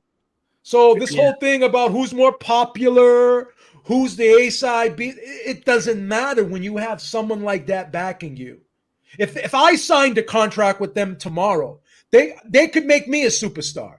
Why don't we make Ringside Reporter and Joe Habib the official content producer and podcaster and YouTuber of the Saudi government when it comes to boxing? They won't let me do it because I'm Lebanese. They won't let me do it because I'm Lebanese. Aren't Lebanon and Saudi Arabia, aren't they allies? Nah. No. But look, I won't make this too political, but you just got to look at what's been going on in Syria the last few years to understand what. Anyways, that's maybe for a sucker punch that Joe and me can do it on another occasion. And then you got guys like Mike Pompeo hugging and kissing Prince Khalid, man. So I mean, like, we're already in bed with them anyways. I Doesn't mean, matter. Biden got on his knees in front of those guys, on his knees after saying Whoa, after slow it saying down there. That's our president. Kids after say, saying that's our after saying president. that they were going to get punished for what happened to a U.S. journalist, essentially, and what they were. I mean, they got it. They bent the knee. They bent the knee. He went there. He went there begging for. You remember when they put the sanctions on Russia, right? And then they tried to go over there to get access to more oil, right? But little did they. I think he just fell over. I think Biden just fell over because of old age. Yeah, I mean, it's not looking good. He tripped on the sandbag. He tripped on the sandbag. Kamala, you know that Kamala Harris is salivating right now. She might be president. You never know. Could be. Come on, man. No, she would be scared shitless if she was the president. You think she would want? Nah. She took on this role hoping that this would happen to become president. She's got no other way to be president because she's very unpopular. I don't know a single person that liked Kamala Harris. By the way, China, Iran, and Russia, they're not allies. They are allies. Iran's got. You're missing a big ally of Russia too, India. You're missing another one, Brazil. You're missing another one. You're missing another one, Mexico. You're missing most of the world is on this. Most of the world, Lil Penny, on the side of Russia right now. That's a fact. No one's going to come out and say, check this out, and I'm going to speak to Maestro's point. I don't want to put words in his mouth, but no one's going to come out and say they're allies, but their actions, right, pretty much tell the story. If China, India, and all those countries over there. Lil Penny, look it up. The gas. They care more about. The gas that Russia was selling to Western Europe is being bought by India. Look it up. India is one of the biggest purchasers of Russian gas right now. All you got to do is money talks. Money talks. They're not going to come out and say it, but the way they move pretty much tells the story. Britain has always been India's ally, or vice versa. In fact, India was part of the Commonwealth. Bro, look up BRICS, Brazil, Russia, India, China, and they're adding Saudi Arabia to BRICS. It used to be BRICS, now it's BRICS. They're allies, bro. They're allies. They're not getting oil from us. They're getting oil from them. I might agree with you. Look it up. I might agree with you with Brazil, but I don't know about India. India's got like a very good relationship with England. In fact, there are a lot of Indians in England that you've been to. Yeah, that's true, but that doesn't mean they can't have a good relationship. See, the thing is, the West wants people to choose sides. People don't want to choose sides. They want to have good relations with everybody. Yeah, fair. The only group that looks at this as, oh, you have to be with us or with them is the West. Everyone else, they just want good relations with everybody. India's buying Russian oil and gas. It's a fact. And there's something called BRICS, which is Brazil, Russia, India, China, and now they've added Saudi to that. So it is what it is. But let's pivot back to boxing, and then I gotta actually go run a boxing practice in a moment, so I gotta get going. But I just got a question for you guys. And for the whole chat. Does the skill challenge signing of Usyk increase the chances of the Fury fight happening later this year? And B, who else do you guys see potentially signing with skill challenge? Maybe Wilder? Will we see action in the other lower weight classes, for instance? So I'm gonna just drop those questions, and I'll continue to catch the rest of the show as a viewer. Joe, thank you so much for going live today, and Penny, always a pleasure to see you on here as well. No worries, Maestro. I say yes, Maestro, to both. Yes, I think Wilder will be one of the next signings, and I'm gonna throw a curveball in here. I think Bivol's gonna sign a multi-fight deal with them too. I think Bivol. I'm not 100% sure what his situation is with Hearn. I'm not sure if he's got one fight left, but I think it's going to be. I think Wilder's going to sign with them for a couple fights. I think that Canelo's got no problems with that. He depending on Canelo will continue to be a free agent, and I'll tell you Yeah. why. Because he doesn't need them.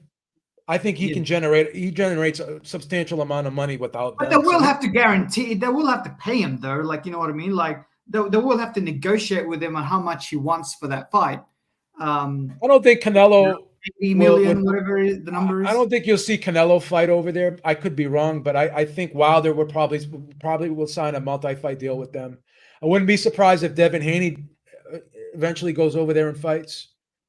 Because Beebs, apart from the Benavidez fight, what else is a pay-per-view for Canelo that would do, say, 1.3, 1.4 million, where it's really lucrative? Well, I'm going to tell you this. Only really Benavidez, really. I'm going to tell you this. Don't be surprised if at some point, right, after Canelo fights Benavidez, right, because I think that's going to be the next fight.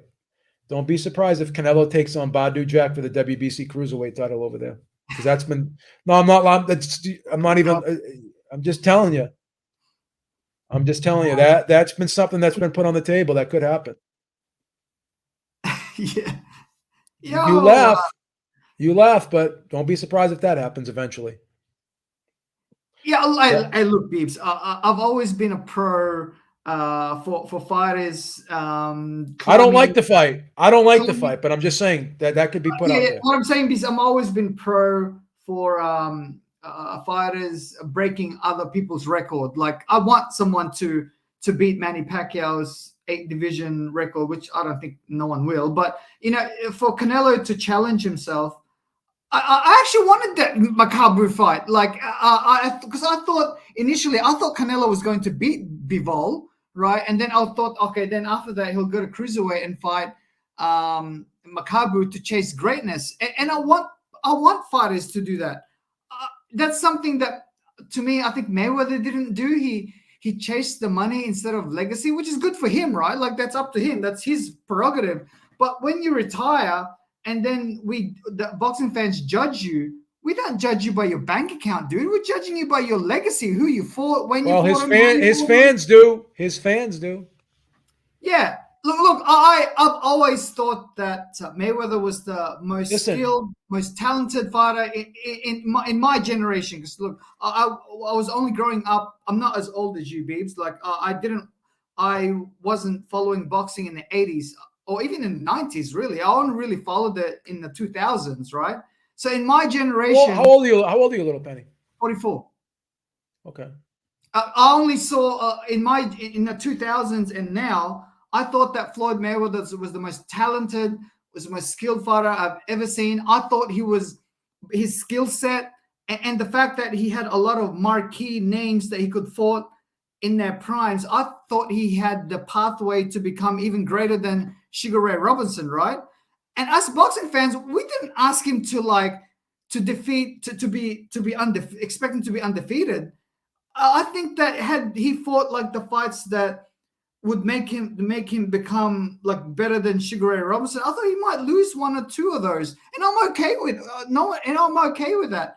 But the fact that he manufactured his career, it's like, dude, you got so many asterisks. It's kind of like one of your subscribers. He said that I can't remember. It was about half an hour ago. He said that Tank would beat Ryan Garcia in any weight class.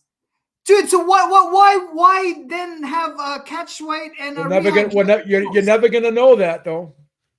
Like, you're never gonna know that. It's like, dude, like, I actually thought that he could beat Ryan Garcia at 135 and 140. You said that, yeah. But the fact that he made the rehydration clause and the catch weights, it's like you're putting an asterisk in your legacy. And when you retire, we are going to bring that up whenever we say, oh, he beat Ryan Garcia. 5 years from now, we're going to say, yeah, but that was a catch weight that he didn't need, and a rehydration clause that he didn't need because there's a precedence, because he had what's his name when he fought Mario Barrios at 140, there was no catch weights, right? But I think there was a rehydration clause according to Mario Barrios. It was not catch weight; it was at the full 140. You know what I mean? Yes. So it's like, dude, it's like, why punish yourself? Like, anyways, like, what do you think of Tank going? What do you think of Tank going back to jail? Is he going back to jail? You didn't hear what happened? I kind of heard that he got arrested again. Is that right? He violated his house arrest. Oh, where did he go? He went to buy a something? Four Seasons hotel, bought a $3.4 million penthouse. He was making little penny moves. No, He was I making don't little penny moves. I don't move like that. Dude, I don't know. But the thing is, if you violate that, does it mean you go to jail straight away? He's going finishing out his sentence. He's finishing out his sentence in jail right now. He went to jail. Maybe he thinks that he was. He's eating bologna sandwiches right now. I reckon Tank thinks that he's Pablo Escobar. Pablo Escobar went on house arrest, and then he escaped. Remember that? He was on house arrest at this hill in Medellin, and he was supposed to stay there for a couple of years and not get out. But instead, he brought the Colombian soccer team to play a game, and then he had a lot of women there, had parties, and then one day he just decided to leave. Maybe that's what Tank. Yeah, but look, hey man, I want to see that Tank Davis Devin Haney fight next. I think that's a no-brainer for Tank Davis to fight. And Haney too. Well, really, for Haney, because he hasn't got any big money fights, even at 140. Because if you think about it, right? Let's just look at it. If you're Tank Davis and you saw how Devin Haney looked against Lomachenko, which he put on a great performance. Don't get me wrong. I thought he won the fight. I thought he edged it. But that's fine. But if you're watching that fight and you're seeing how Loma had success in spots with the left hand, you got to be, and you're seeing how Devin got hurt by the smaller guy, the older guy, the guy who he was heavily favored against. When you're looking at all these things and you're watching this, and you're Tank Davis, you got to be saying to yourself, "Damn, I could do the same things to this guy." And if I hit him with that, if I hit him with that left hand, he's not getting up. Yeah, I agree. He's going down. So and then you have to also look at the fact that this guy is having problems making the weight, right? Yes. And you're saying to yourself, "This is the perfect time for me to jump on this guy." Yes. He showed some vulnerability in that fight. He's having problems making weight. This is the time. Strike while the iron's hot. Why would you not? And then if you're Devin Haney, you're saying, "Wow, this I'm never gonna fight a guy like this, get a monster payday like this anywhere else. Why not take this fight? This is a fucking no-brainer." Yeah. And if they can't get this done, then something's wrong. Go. Sorry, go. Now if he goes and fights Isaac Cruz in a rematch, that is just such a momentum killer. Yeah. What a fucking momentum killer that would be. Go ahead. Bibbs, now that he's off TMT, right, where he's on his own, I'm optimistic of this fight happening. It's more how much Tank will offer Haney. What's the per split?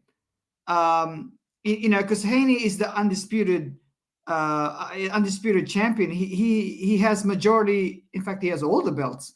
So he has some leverage. It's kind of like when Floyd fought Shane Mosley. You know what I mean? Shane has never been whenever he was the A side to his pay-per-view. Marquez was the same thing too. Juan Manuel Marquez, whenever he was the A side, both of their pay-per-views, they would always tank. But there are good B-side fighters. Same thing with Haney. He's a good B-side fighter. Whenever you have a really good A-side like Tank, and then you have a really good B-side fighter like Haney, it will do well. For example, Pacquiao Marquez 3 did 1.4 million.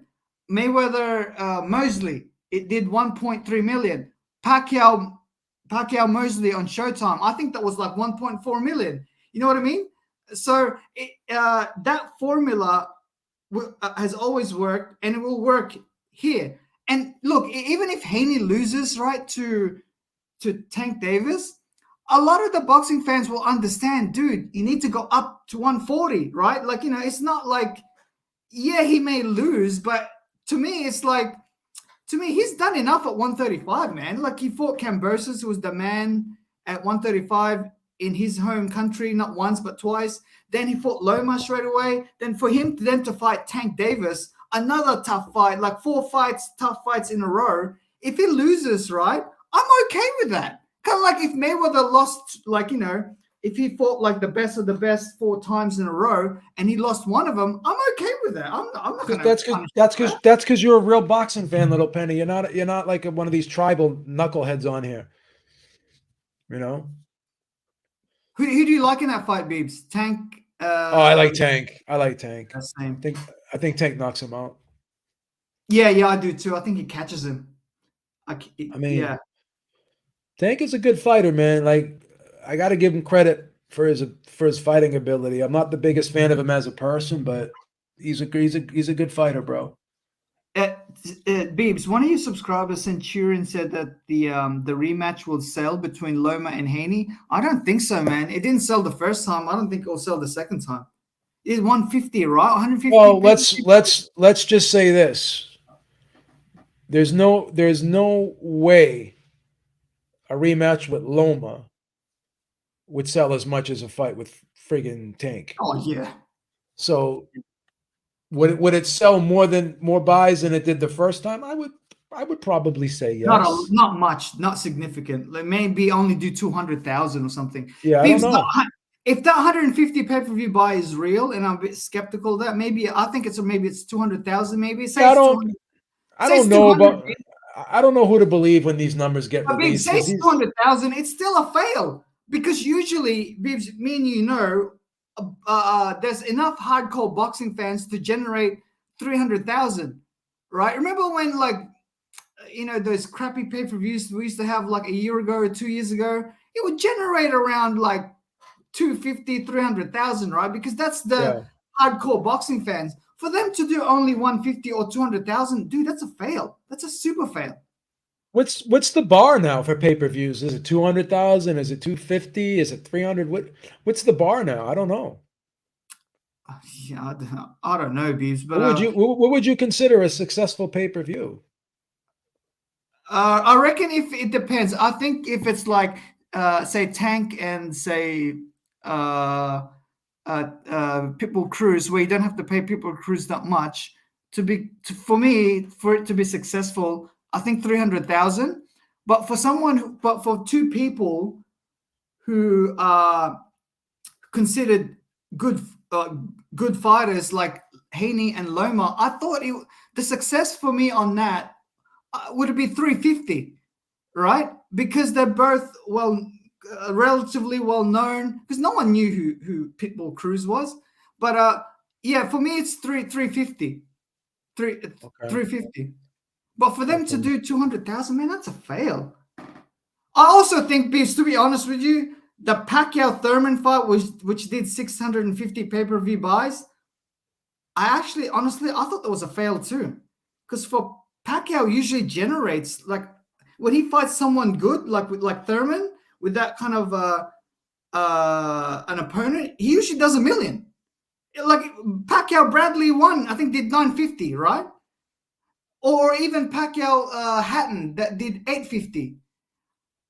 Thurman was undefeated, right? Maybe it was the timing. I think it was in January. Usually January is not a pay-per-view month. I think it was in February. Well, February, because usually pay-per-view month is May, September, and November, right? Maybe it was that. But for them to do 650 or whatever that number was, I thought it was a fail. Wasn't a great number. Yeah, it wasn't a great number. But I do think that, remember when Pacquiao was going to fight Spence, and he just all of a sudden I remember I was at McDonald's, I was eating breakfast, and I was just minding my own business on social media, and all of a sudden this thing pops up. Manny puts a post, Pacquiao Spence happening. I actually said OS, right? And then everyone heard it at McDonald's, right? I think that fight would have done $1 million with the momentum that fight was having. But hey, man, Spence, hey, dude, I feel sorry for Spence because that was supposed to be the passing of the torch. Pacquiao Thurman was in July. They're saying. Yeah, but that wasn't in July. That was just before COVID. I remember. Now I think you're right, Beebs. I think it was February. Let me double check when that fight was. Or late January. But that Pacquiao-Spence fight, that was supposed to be the passing of the torch. Kind of like when Pacquiao fought De La Hoya or when De La Hoya fought Chavez. It was the passing of the torch to fighters who are warriors. I'm not talking about these. It was July 20th. He's right. It was July? Pacquiao Yeah, I was thinking of the Broner. The Broner fight was in January, actually. Oh, okay, sorry, my mistake. Okay. My fault. Thank you for the correction, Mr. Rocky Austin. Well, in that case, it should have done well. July is not it's not a typical pay-per-view month, but it should have done more than 650, to be honest. For that fight, because Thurman can sell a pay-per-view too. He talks a lot. Remember, he was saying that Pacquiao was like he had T-Rex arms or something like that. Like yeah. So yeah, the bar has definitely gone down, Beebs. To answer your question, it's gone down. I think D-Style said that. I think maybe it was him or maybe another person. He said that maybe the 1 million mark, that was the benchmark for success. Maybe it's now 500,000 pay-per-view buys. Yeah, they probably lowered it. I mean, there are going to be certain people that will stream everything, and there are going to be certain people that buy everything. Like I'm one of those losers that pretty much buys everything, and then you're going to have those people in the middle where, depending upon if the fight is good enough, if they think it's big enough or if it's worthy enough to be bought, they'll buy it. Like I think you're going to end up buying Spence versus Crawford because you're in the middle. Because Beebs, I do like watching it at home because I can go to the toilet whenever I want. I'm gonna just tell you a couple things. First of all, if you go to the bar because you're a short guy, there's going to be someone standing in front of you. You're not going to be able to see it. You're not going to, and then there's going to be. And there's going to be yelling and screaming. You're not going to be able to hear the commentary. You're not going to like that. And you're just not going to like people spilling beer on you. It's going to be a horrible atmosphere. Buy the fight, support the fighters, and watch it at home. Just do the right thing. Hey, Beebs, I don't know about you, Beebs, but whenever I buy pay-per-view, because usually sometimes I get nervous, especially when it's a Filipino that's fighting. I go to the toilet all the time, right? Like every 10 minutes. I don't know why. Maybe you have some prostate issues. I go to the bathroom a lot anyways because I drink a lot of fluids. Yeah, same. I drink a lot of water. I get aggravated because I'll be on the road because of my job. I'm on the road, but I work close by my house. I'll come home, I'll go to the bathroom, and I'll jump back in the car, and then 5 minutes later, I got to go to the bathroom again. And I'm saying to myself, why do I got to go to the bathroom again? I didn't drink anything. It's fucking crazy. But I don't know. It's probably because of caffeine. You drink a lot of caffeine? No, I don't drink coffee. Caffeine makes you piss a lot too. But yeah, it's funny. Yeah. I go to the bathroom a lot. So buy the fight at home, man. Support the fights. Don't go to a bar and watch it. Come on, bro. It is a really good atmosphere. You've been to boxing. By the way, Richard Dwyer, who is the oracle of boxing. Yeah, he's hilarious. He actually goes to Hooters to watch. Yeah, this guy's the cheapest guy of all time. He never pays for pay-per-views, bro. Never. This guy's a lawyer and he can't even buy a pay-per-view. I'm sorry, I gotta call him out. Bibs, before I make my own prediction, I have to hear Dwyer first, even though I rarely follow his advice because he usually doesn't get it right. I do know that he's going for the value. I don't know a lot about betting. I'm not a betting guy, but I think he goes for the value. That's why he always picks the underdog. But I usually have to, because I've heard him so many times, Bibs. I've been following this guy since 2008, right? And he was really the first one that started boxing live stream or boxing tips per se. So every time before I make a prediction, I have to watch Richard Dwyer first to see what he thinks. I actually like that. I actually enjoy listening to him when he break down the fights. Yeah. Especially after the fight, after the fact. I love how he talks so slow when he's trying to make a point. He's like, it's like in this. He goes, Devin Haney came out and won the 12th round. Like I love that voice. Also, Beebs, a shout out to the 3 knockdown rule. I listened to them too. A lot of people like that show. Yeah, Steve Kim. Like I don't always agree with Steve Kim, but I think he makes good points. I like the way the guy articulates himself. I think Steve Kim is a boxing lifer, man. He's like, yeah, you got to respect Steve Kim. He's been in the game for a long time. whereas Mario, he's got a full-time job, dude. Like, you know, it's really Steve Kim is the guy. He's the boxing guy. The other podcast I used to watch, and this is one for the boxing hardcores. Remember Rafe Bartholomew and Brian Campbell? They used to have one too when they were at the Ringer. Remember the Ringer with Bill Simmons used to have the Ringer with ESPN. So they had a boxing division which was run by Rafe Bartholomew and Brian Campbell, and they would do a podcast on boxing. And I used to listen to that on their. You know which one I can't listen to anymore, which is horrible. Which is I find really horrible is the Teddy Atlas one. Yeah, I don't. Teddy. I don't like Teddy. Yeah, no one really likes that. Like he's just so. Yeah. And that guy Ken Rideout, he's just such a fanboy. And also, Beebs, he when he talks about a topic, he goes off topic too much.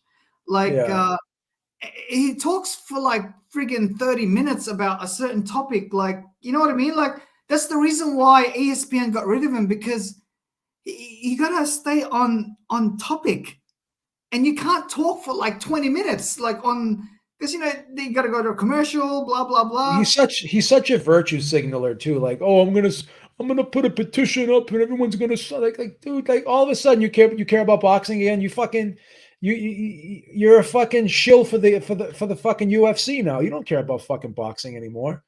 Also, Beebs, as a trainer, I do give him credit. Like, you know, he did train. Oh yeah, he trained. He had Michael. He helped Michael Moore win the heavyweight champion. I'm not gonna take that away from him. I do think that he was playing for the cameras sometimes. Like, you know, he wasn't. Of course he was. He's an attention whore. Yeah, it's like, dude. Of course he is. He's a clown, bro. Yeah, it's like, you know, comparing it to say Freddie Roach. Like, you know, because I'm saying this because I've seen Freddie Roach a lot. He actually gives Manny Pacquiao like time to even think in one of the end rounds. He doesn't just like, you know, talk for like the whole time, because the boxer, dude, he just got hit like friggin' 30 times. He can't take in everything you say. So Freddie Roach makes it simple. He makes simple instructions, and he gives Manny time to digest what he's saying. Like, you know, remember Tim Bradley's trainer, what was his name again? I can't remember his name. His old trainer. Joel Diaz. Yeah, Joel Diaz, dude, he would just talk the whole time. So how can Tim Bradley digest all that? He just got hit by Manny Pacquiao like, you know, 30 times with like 10 punch combination. My favorite trainer of all time was Emmanuel Stewart. He was the best. I fucking love that guy. Yeah, Emmanuel was pretty good. Like, yeah. He was fucking great. The other Beebs, the other one that I really like also was I know he gave Marquez a bad instruction, but I do like Nacho Beristain. Nacho Beristain, yeah, he's good. Nacho Beristain, he's a good coach too. Because man, he Marquez and Rafael Marquez too. He trained him too, right? Rafael Marquez. Yes. He trained. Yeah, he did train him. Yeah, and he trained him to become a world champion too. So he's a good coach as well. Yeah, I liked him.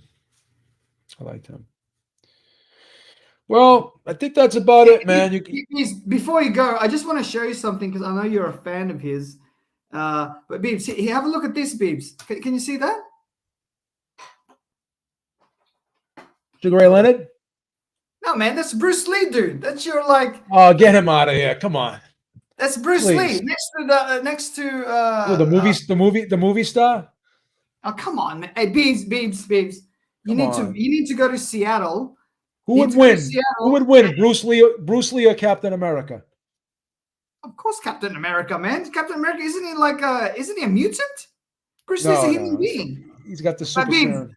Beebs, I think you need to go to Seattle, fly to Seattle, because I know you have a lot of money there. So I've seen your bank account. You showed us. You need to fly to Seattle and pay homage. I'm a little bit embarrassed I did that, because I don't like to flex. I mean, I apologize for doing that, because that's not a good message to send to the kids, bragging about your wealth. I think Beebs, because wasn't it because that guy showed his like mansion and like. Well, a lot of people were calling me nice broke. house, Were by the calling me broke, but you know what? I shouldn't care if you people broke? call. I've A never lot, heard that. a lot of people call me broke on here. I don't know why, but and you know really? what? I shouldn't respond to that. Why do I care what other people like people like that think? It was about a nice house though, Beebs, and his car's outside. Like I don't know if it's his. Oh, yeah, I told him he has a beautiful house. I told him that he's got a good studio. He has like a podcast. He has a beautiful studio. He's got kids. He's got a good family. Listen, I don't hate on anyone's success. But Beebs, me as working in finance, for someone who's got that much in a bank account, Beebs, and those are in American dollars too. That's Beebs, you're living the life. But what I'm trying to say, Beebs, because you've got that. I didn't even show you my stock portfolio. I'm doing it again. I can't do that. I don't want to brag. I don't want to brag. Like that guy, that UFC guy who disrespected the great Bruce Lee. He was pressured to go to Seattle and pay homage not only to Bruce Lee but to Brandon Lee as well, who's next to him. I love Brandon Lee. Brandon also, Lee was Beebs, you'd have to line up to see Bruce Lee. If you go to his grave, especially during the day, you can't just see him. You have to line up. You have to wait like an hour because there's so many people. Where is that in China? In Seattle. He lived in Seattle. I'm so sorry. That's right. He's buried in Seattle. He's buried next to Brandon Lee. But you'd have to wait. Like there's a line there that even until now, and also a lot of his students, or even the people that he was in movies with, they're buried close to him. Remember that black guy? Was maybe not he. Maybe the main cast of Enter the Dragon, the white guy. He's buried like 5 meters away from Bruce Lee because he wanted to be next to the great man. So hey Beebs, there's about 2 billion people who believe in Bruce Lee, man. So you're in the minority on this one, dude. What do you mean believe in him? Believe that he's like, he pioneered karate in or kung fu in the Western world, because usually back then it was just like, China didn't want to share that knowledge. Who wins in a street fight? Street fight? Well, Bruce Lee was very good in street fights. Who wins in a street fight? Bruce Lee or Tyson Fury? Oh, Tyson Fury, of course, man. There's a weight. There's like 7 feet. Like who wins in a street? Who wins in a street fight? David Benavidez or Bruce Lee? I would say David Benavidez.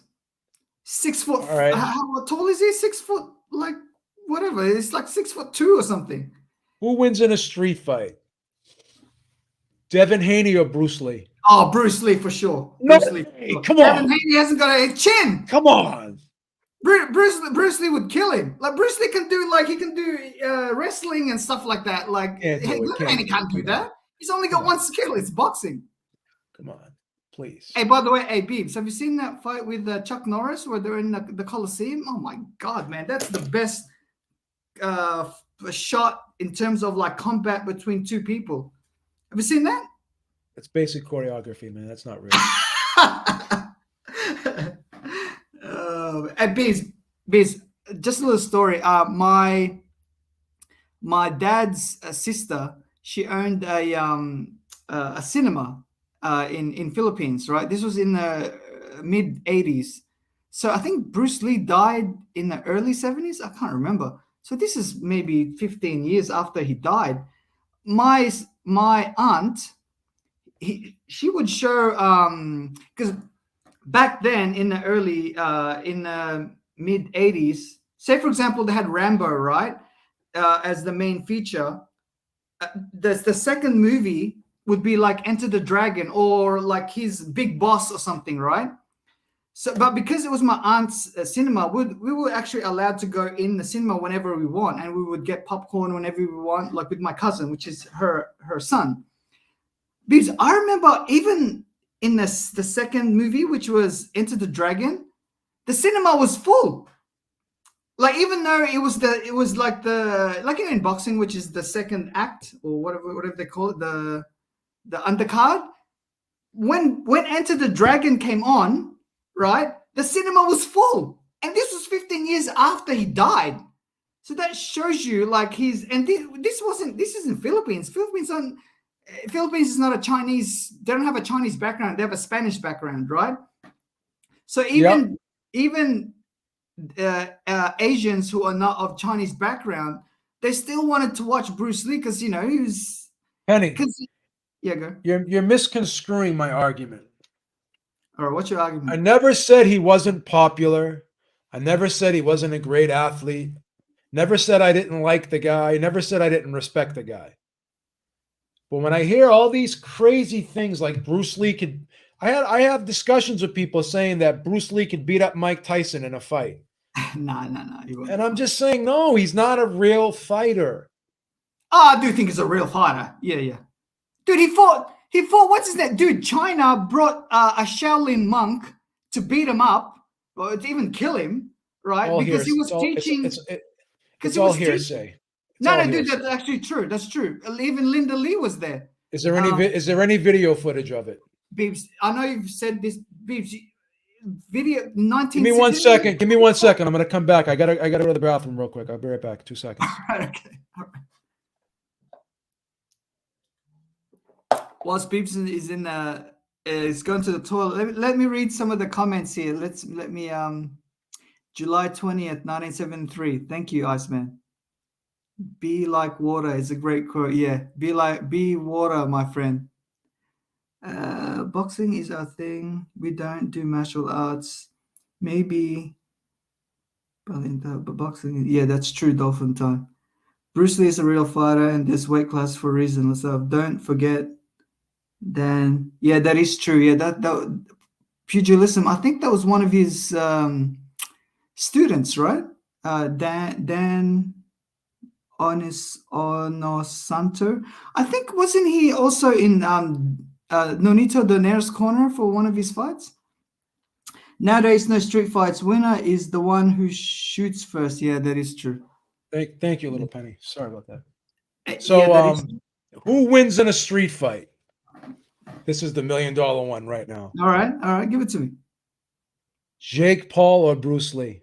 Oh, come on, man. I think it's Bruce Lee, dude. Even though Jake Paul's got a weight advantage, I think it's Bruce Lee. Bruce Lee will like kick him in the groin or somewhere, like, or in his or like in his like leg, or dude, because those box like, with the exception to like heavyweights or light heavyweights or middleweights, anything below that, I think Bruce Lee will beat him because Bruce Lee has more.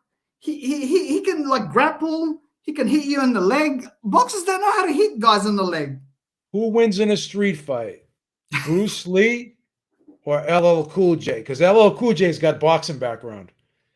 Nah, LL Cool J's an actor, dude. Or he's a musician. Nah, Bruce Lee. Actor versus actor. Who wins? Bruce Lee, man. Bruce Lee is also an actor. He's an instructor. He's a bona fide black belt. He's more than black belt. He's the instructor instructing the black belters. Who wins in a street fight? Chuck Norris or Bruce Lee? Oh, Bruce Lee, man. Cut it out. Karate and Kung Fu are two different styles. Kung Fu is more versatile than karate. All right, I got another one for you. I love Chuck Norris, by the way. He's got one of these movies in the mid '80s was really good. The one where he went to Vietnam. What's that? Missing in Action. One and two. That was a good one. Yeah. Who wins in a street fight? Bruce Lee or Mr. Miyagi? Dude, Mr. Miyagi's washed up, man. Like, Mr. Miyagi's washed. He beat those teenagers that were like 16 years old, dude. Bruce Lee was like 32. He was in his prime. Bruce Lee beat up John Kreese, and he beat up John Silva. Was that guy Silva? Was his name John Silva? Who's John Silver? The guy from Karate Kid, the guy that had the ponytail. Oh, I can't remember those. He was in the third one. You mean Mr. Miyagi? Mr. Miyagi beat him up. Mr. Miyagi beat up John Silva, and he beat up John Kreese. But Mr. Miyagi was like 60 years old, dude. Like, Beeps, Dolphin Time is a good one. Bruce Lee versus Van Damme. Who wins? Because Van Damme's got a size advantage, and Van Damme. I'll be honest. That would be a draw. Van Damme's got reach. His kicks are longer than Bruce Lee. I think Van Damme lets him win just out of respect, because Van Damme, he respects Bruce Lee. Because the beats, you could never beat your heroes. You could never beat your heroes. Like Mike Tyson, Ali would win that because Mike Tyson respects Ali too much. What are you saying? He would throw the fight? No, I wouldn't say throw the fight, but I think because beats, when you're fighting like Bruce Lee versus Ip Man would win because Ip Man is his trainer. Remember Ip Man? That's his trainer. Yeah, I love that. His name was Terry Silver. Was his name Terry Silver? You don't remember that? The guy with the ponytail? No, Beast, but I do remember that movie, Karate Kid, what's his name was in there too. A very young Elizabeth Shue was in that. It was his girlfriend. Remember? Like her. She came back. She came back in the Cobra Kai series too. She was back. She came back for a couple episodes. Didn't she win an Academy Award for Living Las Vegas with Nicolas Cage, where she was playing a prostitute? I think she did. I don't remember that. It's a good movie. It's based in Las Vegas. It was a really good movie. She's playing a prostitute, and Nicolas Cage, I think he lost his job. His wife divorced him, and he went to Vegas to kill himself by drinking. And then he met Elizabeth Shue, who was a prostitute, and they had like a relationship. It's a really good movie. I love it because I love Las Vegas movies. I love Las Vegas. Are you gonna go to the Benavidez Canelo fight when that happens? Now, Beebs, I bought a house, Beebs, and I have to wait. You bought? When did you buy the house? Because you told me you were gonna buy it. December. And I need my my offset account to grow a little bit, where I'll probably need to have the same bank account level as you, Beebs, before I even start thinking of going overseas. Because I could get made redundant, whatever. Like, what I mean? I have to build it up. So I'm very careful when it comes to money, Beebs. I'm not like a crazy guy who would risk everything. You're conservative, so you're not going to be traveling. You should go, Beebs. You're in Boston, so it's not that far from. That would be a good fight to go to, wouldn't it? Yeah. Beebs, the 3 fights or the 4 fights that I've been to. So the first one I went to Dallas. I went to Pacquiao versus Clottey, which I hated, by the way, because the boxing in a stadium, it doesn't belong there. The second one was Canelo Mayweather, which I really like because that was at the MGM Grand. Like, even though I was right at the back, I could clearly see. The third was Cotto Martinez at MSG, which I also liked. But the air conditioning at Madison Square Garden is too strong, man. I was freezing in there. And the fourth one was the recent one with Kambosos and Devin Haney, which I also didn't like because the fight was boring and it was also in a stadium, but my seats was okay. It was actually good, but I didn't like it because How was the atmosphere there? Was the crowd kind of engaged, or it was kind of like they didn't care, or how was that all about? So there was 40,000 people there. At the start, they were very engaged, but because Devin Haney kept clinching, and after about the 6th round, everyone was just on their phones, Beebs. What about this? Did you went to the first fight or the second fight? First fight. Now, the second fight was really good. It was really good. Yeah, Devin Haney, he didn't clinch as much, and he was going for the kill, in fact, but he just doesn't have the punching power. And the one with Haney too was an exciting fight too. So I give Haney credit, man. Lomachenko fight. Did you enjoy the Lomachenko fight? Yes. Because that was a great fight. If that was Andrade, right, Beebs? he would just make it boring all the time. Would be Or bad, even- right?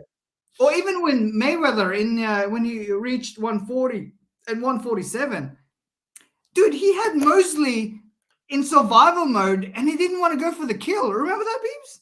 Yeah. After about the sixth round, Mosley had nothing left. And I was thinking to myself, Floyd, go for the kill. Like, run him down. The weirdest fight to me, and I hate saying this, and I hate being a conspiracy theorist, but when I watched Mosley fight Manny Pacquiao, something was just weird about that fight. Like Mosley, like it almost looked like, I hate saying it, but it looked like Mosley was like it wasn't even trying. Like he put forth like no effort right from the beginning. It was almost like the fight looked fixed to me for some reason. I'm not saying it was or it wasn't. It just looked weird. Bibbs, when Pacquiao knocked him down, I think it was in the third round, and he had that look of resignation, I was thinking to myself, okay, because this was on the back of Pacquiao annihilating Miguel Cotto. Even though Pacquiao took a beating on that too, it wasn't like, Pacquiao was dominant in that fight. But look, Pacquiao took a beating. If you watch the post-fight press conference, Pacquiao was he looked like a mummy because he had a Miguel Cotto busted his eardrum, and they had to put like what do you call it, like that white paper thing. But anyway, so he then beat Joshua Clottey, and he threw 1,300 punches. I was actually at that fight. So I think he didn't. I think he then fought Margarito, who he annihilated. That's an annihilation, right? And then he fought Mosley. So when he knocked him down, I thought to myself, okay, he's going to knock him out. He's going to knock him out now, because Mosley was fighting scared, right? And the fact that Pacquiao couldn't do it, that's when I thought that Pacquiao was not in his prime anymore. He was on the way down gradually. And because he was that good, he could still beat people in their primes like Bradley and these guys. You know what I mean? So yeah, I was very disappointed. That was one of the few fights that Manny Pacquiao has that was a bit boring. Did you think that Tim Bradley beat Manny Pacquiao the first fight? No. But it was a close fight. I admit. It was a close fight, but I had Pacquiao. I thought he did enough. Do you think it was a robbery that Bradley got the decision? No, not really. Initially I thought it was because even on the ESPYs they even mentioned that the host in the ESPYs even mentioned that Pacquiao should have won that fight. But look, Bradley, he's a tough guy, man. Like I thought Bradley edged that fight. Yeah, it was a close fight. And the Jeff Horn fight, I had that fight a draw, actually. I was in Malaysia at that time. I actually watched that fight on my phone. That's when I lost a lot of respect for Teddy Atlas. When he grilled Horn when he was talking shit to Jeff Horn after the fight, because that was it was a close fight. Like I did not think that he was going nuts about the decision. Yeah, and it was a close fight. I actually lost a lot of respect for not only for Teddy Ellis but also Paulie Malignaggi when they were accusing Manny Pacquiao of drugs, even though all of Pacquiao's fights he never tested positive, right? And not only that, he actually had more tests than Floyd did, and they're all tested negative, right? I can understand, like, say if it was like Canelo who did test positive, right? Even though in the second test he tested negative, but dude, all of his fights, right? All of his 70 fights, they're all negative, and he was on that strict protocol from 2010 to say 2020, right? And they were all negative. So it's like you can't accuse someone of taking drugs if all of his tests are negative. You gotta have at least one or two of these. Like Mosley, for example. But the problem with Malignaggi is he just takes a stance on something, and he just goes so hard on that stance, and he just won't let go of stuff. Like this whole thing with Devin Haney, he has this this issue with Devin Haney, it seems, and like he just keeps going at him, and he's like, dude, like, just let it go, bro. Like, what are you mad about? What are you so bitter? You know? That's why he got fired from Showtime. Yeah, Because he wouldn't apologize for I think it was some homophobic. Dude, just apologize. Who cares? yeah. Like, It's like, I don't know. That was a good job. I don't know. I wouldn't have tried to. I would have tried to keep that job if I was Paulie Malignaggi. yeah, it's not worth it, man. Like, why? Like, because at that level, like, if you have a podcast, all right, fair enough. Like, you know, but if you're working for like a mainstream company like that and you're the eyes of the public, dude, you got to go by the rules of the public. Like, Yeah. you know what I mean? Like, and it's not, and Steven Espinoza, he actually didn't even ask Paulie Malignaggi to apologize straight away. He gave him some time. And in fact, from what Paulie was saying, Steven Espinoza didn't even instruct him to apologize. He kind of like, they had a conversation, and Steven Espinoza said, "Oh, you know, Paulie, what do you think about, you know, maybe should we apologize?" Like, he didn't say, "Paulie, you got to apologize or else you're out." Steven Espinoza, he made it where it was Paulie's decision. So, dude, if you got a decision, dude, just apologize. Who cares? Like, Yeah. What would you lose if you don't? Yeah, it's crazy. And he said, you know, to be honest, Beebs, he's a pretty good commentator. He's not bad. I thought it was good. I liked him. Yeah. Yeah, I think he did himself a disservice by not doing that. And that's another area where I think Showtime does a lot better than DAZN. I think their broadcast team is much better than DAZN's. I'm not crazy about DAZN's broadcast team. I like ESPN too, Beebs. I do like. I like Andre Ward. I'm not crazy about Tim Bradley. Yeah. This is where okay. I think that you don't want two Tim Bradleys because it will be too much. You don't want two Andre Wards because you'd go to sleep. But I think that they work well together. They work well together. Yeah. Because they have a good dynamic.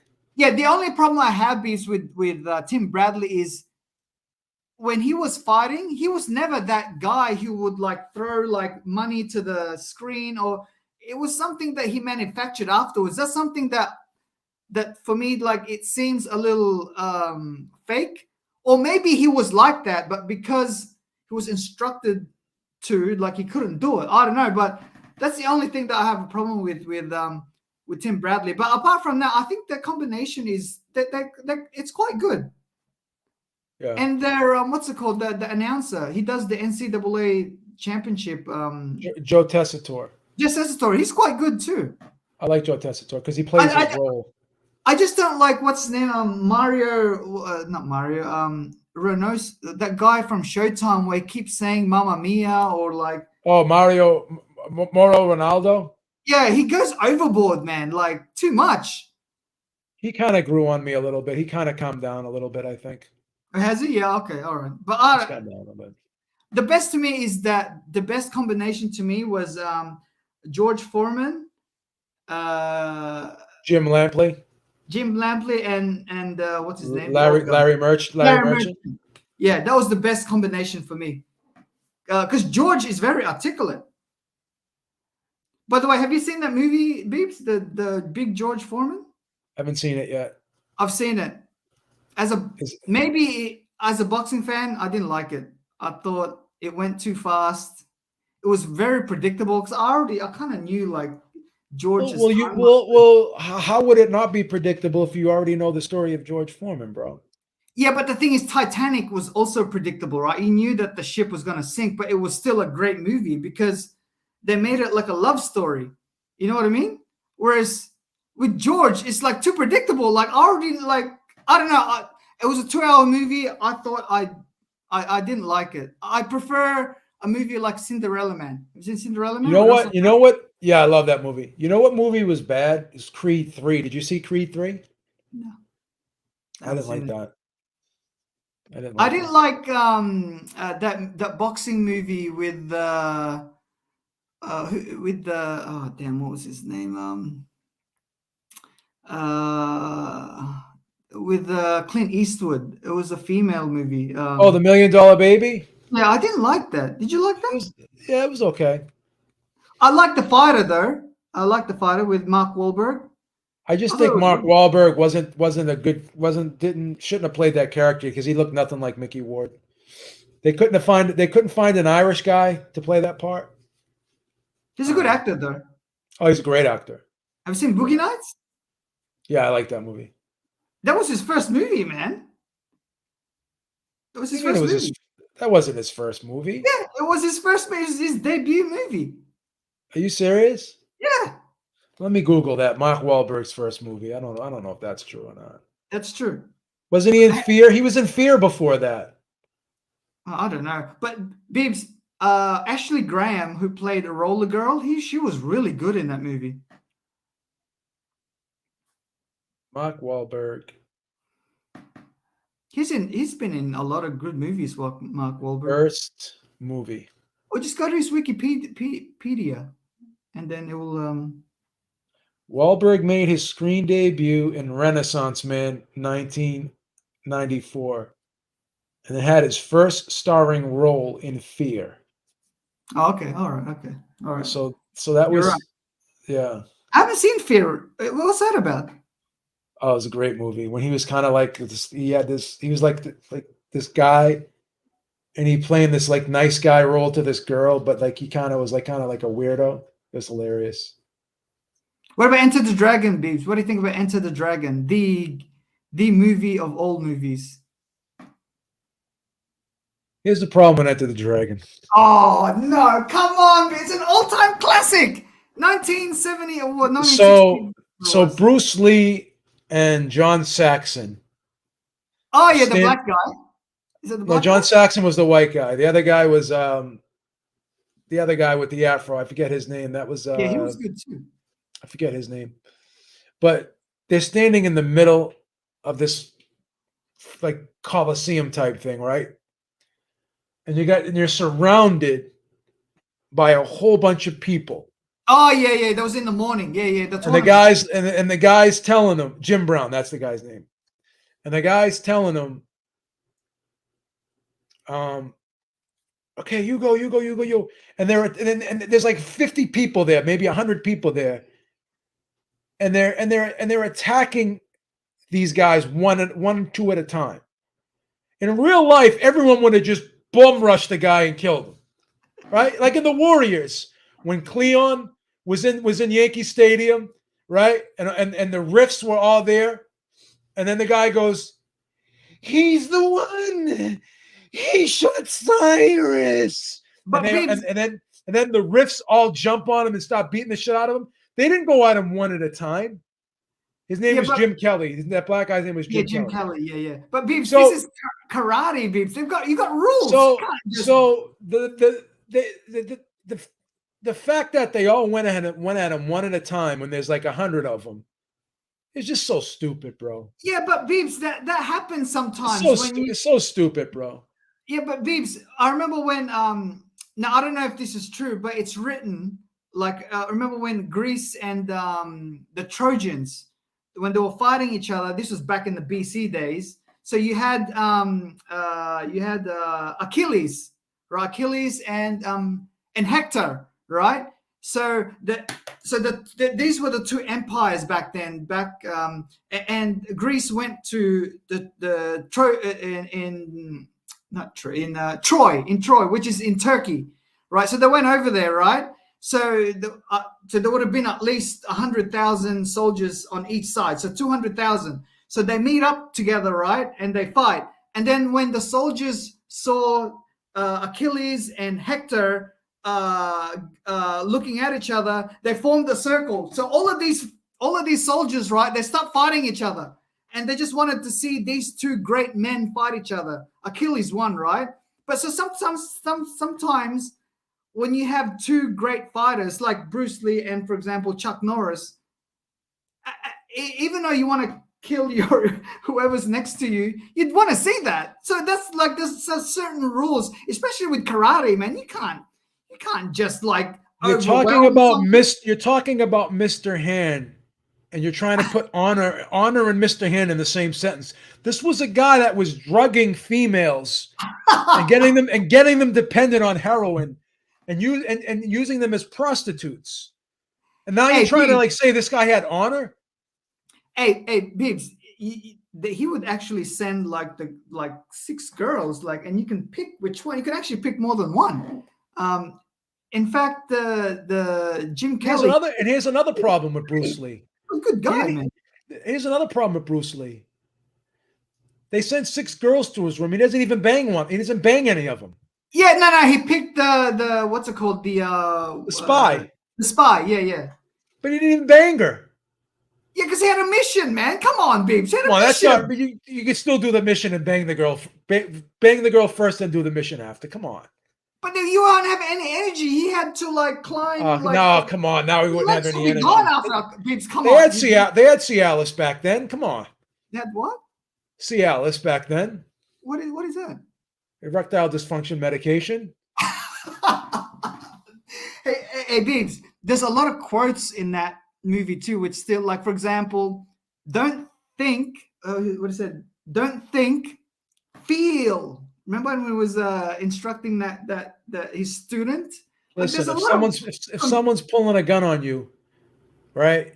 You're not feeling anything. You're usually pissing your pants. All right, so that's the only thing you're feeling is the piss flowing down your leg when you're freaking scared. So please. But before Bruce Lee, right? Karate wasn't that. Hollywood wasn't making any karate movies or anything. He actually changed the game. Michael Jordan, he changed basketball. He put basketball on the map. A lot of people think that it was Bird and Magic. It wasn't. They did put basketball in the American map, but it was Jordan who put basketball on the international map. Bruce Lee did the same thing for karate. He took it to another level. Yeah, in fact, if you go to Africa, right, and say, hey, do you know Bruce Lee? They'll probably say, yeah, I know Bruce Lee. Same thing with Jordan. There's only a few people in the 19th century, 20th century, that you'd think, oh, yeah, that's him. So 1 is Bruce Lee, 2 is Michael Jordan, Muhammad Ali, and maybe Pele. 5, who's 5? Maybe the Pope John Paul II. Apart from that, that's about it. What about Tiger Woods? Now, Tiger Woods is in the 21st century. Tiger Woods, he could probably. He didn't do himself a lot of favors at the end, though. What about Mike Tyson? What about Mike Tyson? Throw Mike Tyson in there. No, I think Ali was more popular than Tyson. I don't think Tyson was that popular in Africa or maybe even Asia. But Ali was more. He was more well known around the world. Don't you think? Yeah, I think so. But Bibbs, I reckon you should do a podcast, Bibbs. You should from in the morning, so you catch a plane, go to Seattle, pay homage. I think it will do good views, Bibbs. Put Bruce Lee on your on your title. You get easy 200,000 views, man. Because people would be and you could do a story I just want to pay homage to Bruce Lee because I've been saying this and this and this. It could be like a 20-minute video. Dude, that would do at least 200,000 views. It'd be your most viewed video. I mean, he was a good fighter. He was a good actor, but that's all I'll give him. Hey, dude, he had a lot of street fights, man. Dude, do you know when he would make a movie, say in Hong Kong, and he would have these the extras, right? Sometimes those extras they would challenge him on a fight, and they'd usually all hearsay. No, that is true. And then Bruce would fight him, and he would beat him, and then he would continue on and do his movies. Never had a real fight in his life. Oh, come on! Gotta tell the truth.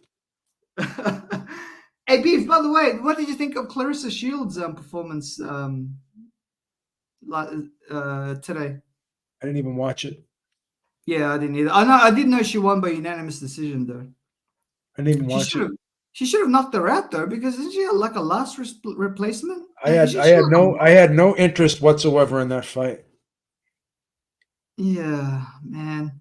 I'm interested in a rematch though. Her and what's her name? That girl from Britain. I can't remember her name anymore. Savannah Marshall. Yeah, Savannah Marshall. The rematch. I actually thought Savannah Marshall beat her. What? Are you serious? I had her winning the fight. Yeah.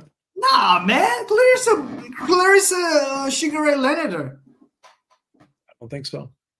So how many rounds did you give Savannah Marshall? I only gave her like 2 or 3 rounds. That's crazy. That's crazy. That's being very generous, and that was at the end. That's crazy. The judges had it 6-4. I had it 6-4 for. I had it 6-4 for. I thought Marshall edged it. It was a tough fight, man. It was a close fight. Everyone thought that was a razor. Everyone thought that was a razor close fight. I didn't, Beebs. I didn't. I thought Marshall boxed her. I thought she won like a 7-3 type of a fight, 7-3, 8-2. I do think that Savannah Marshall was coming on late though. If it was a 12-round fight, Let me see if I can find my scorecard. You keep scores? Damn. Let me see if I can. What year was that fight? Was that 2022? Hey, Beebs. Remember I was telling you that China sent a Shaolin monk to defeat Bruce Lee? His name was Wong Jok Man, like what Spirit of Justice is saying. Yeah, those are all rumors. Dude, he was there, dude. Even Wong Jok Man admitted that he lost to Bruce Lee. There's no footage. Yeah, of course there's no footage. You can't have there was no cameras back then, or those handheld cameras. They're only appeared in the 90s. If Bruce Lee was around during the cell phone era, he would have gotten exposed. Dude, these are all underground stuff, man. You can't have it wasn't like Bloodsport where they had cameras and stuff like that. All hearsay. Beebs, Bruce Lee's gonna appear in your dream. If you were that good of a fighter, you wouldn't think there'd be some type of footage on you? Hey, Beebs, have you seen No Retreat, No Surrender? That movie with Van Damme? You've seen that movie, yeah, in the 80s? No Retreat, No Surrender? Maybe. I can't remember. Oh, man. I'm trying to find the scorecard. When did they fight? They fight in 2000. They fought in two. Oh, it was last year. So yeah, let me see if I can find this. So I thought that was a close fight last year. Beebs, Spirit of Justice said Bruce Lee had to beat Wong Jok Man to continue teaching non-Chinese students. Correct. That's all a rumor. It says here. There's no law that Bruce Lee couldn't teach. He got a permit. He got a permit from the city. He could teach wherever he wanted to. By the way, Bruce Lee wasn't a boxer. He was more of an MMA guy. I don't believe that. Hey, Beebs, a lot of MMA fans think that Bruce Lee was the father of MMA. The rumor. No, that's true. A lot of MMA fans do say that. Like he was the one that the founder per se. Also, Beebs, Bruce Lee's got his own technique in Kung Fu. It's called guys, what's on the chat there? What's Bruce Lee's technique called? Yeah, Joe, something like Jeet Kune Do. Yeah, Jeet Kune Do. It's like an extension to Kung Fu. Man, if you got your own technique, that means that you're a Seifu. Seifu means master in Chinese. It's not even real. He's got a book about it, man. His teachings. Fiction. It's a fictional novel. All right, what's your score, Beebs? What's your score? 96-94. Can't even find my card though. I remember, but I do remember I scored it. That's 7 rounds to 5. Oh no, sorry, not 7 rounds to 5. 6-4. 6-4, yeah. I'm trying to find my card. When did they actually fight? What month? Little Penny is Bruce promoter. Fucking loves that guy. But Beebs, I do admit that Bruce Lee was cheating on his wife though when it was in Hong Kong, because when he died, right, he was with this Hong Kong actress who was really pretty. Yeah, she was cute. And I was thinking, why are you there? Like, why are you in her house? That's why his wife, Linda Lee, she remarried after Bruce Lee passed away, she remarried. Why shouldn't she remarry? She shouldn't have to spend the rest of her life alone. Yeah, but she's got the 2 kids, man. You have to raise the 2 kids. For what? Dude, you just married the most popular guy on earth. Like, what? Who could? So do you that? expect her to never be with another man again for the rest of her life? Dude, you got 2 kids to raise, man. Come on, little Penny. And by the way, Beebs, what about Brandon Lee, man? Like, I think this family, they're like the Kennedys. I think it's cursed because he died too on set. Like, Yeah, that was nuts. and Beebs. So that movie with The Crow, right? So that did really That was well. that was a great movie. Yeah. But Beebs, did you know that he was actually the first guy that they offered from The Matrix? But because he died, they then offered it to Will Smith. But Will Smith, he declined it because he was doing Wild Wild West. So the third option was actually Keanu Reeves. So it was actually Brandon Lee who was supposed to play Neo, but he died. Wow. Man, That's that guy crazy. was on the verge of becoming a superstar. Man, he could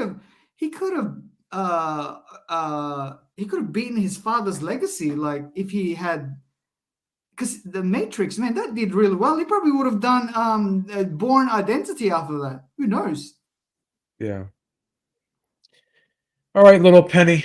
All right, man. Enough with the Bruce Lee nonsense. I got some things I got to do today, but make sure you check us out later on the Ringside Reporter podcast, 6 p.m. Eastern time. Beeps, you got to go to Southwest Airlines and book a flight to Seattle, man. You got to pay homage to the man. Never happened. All right.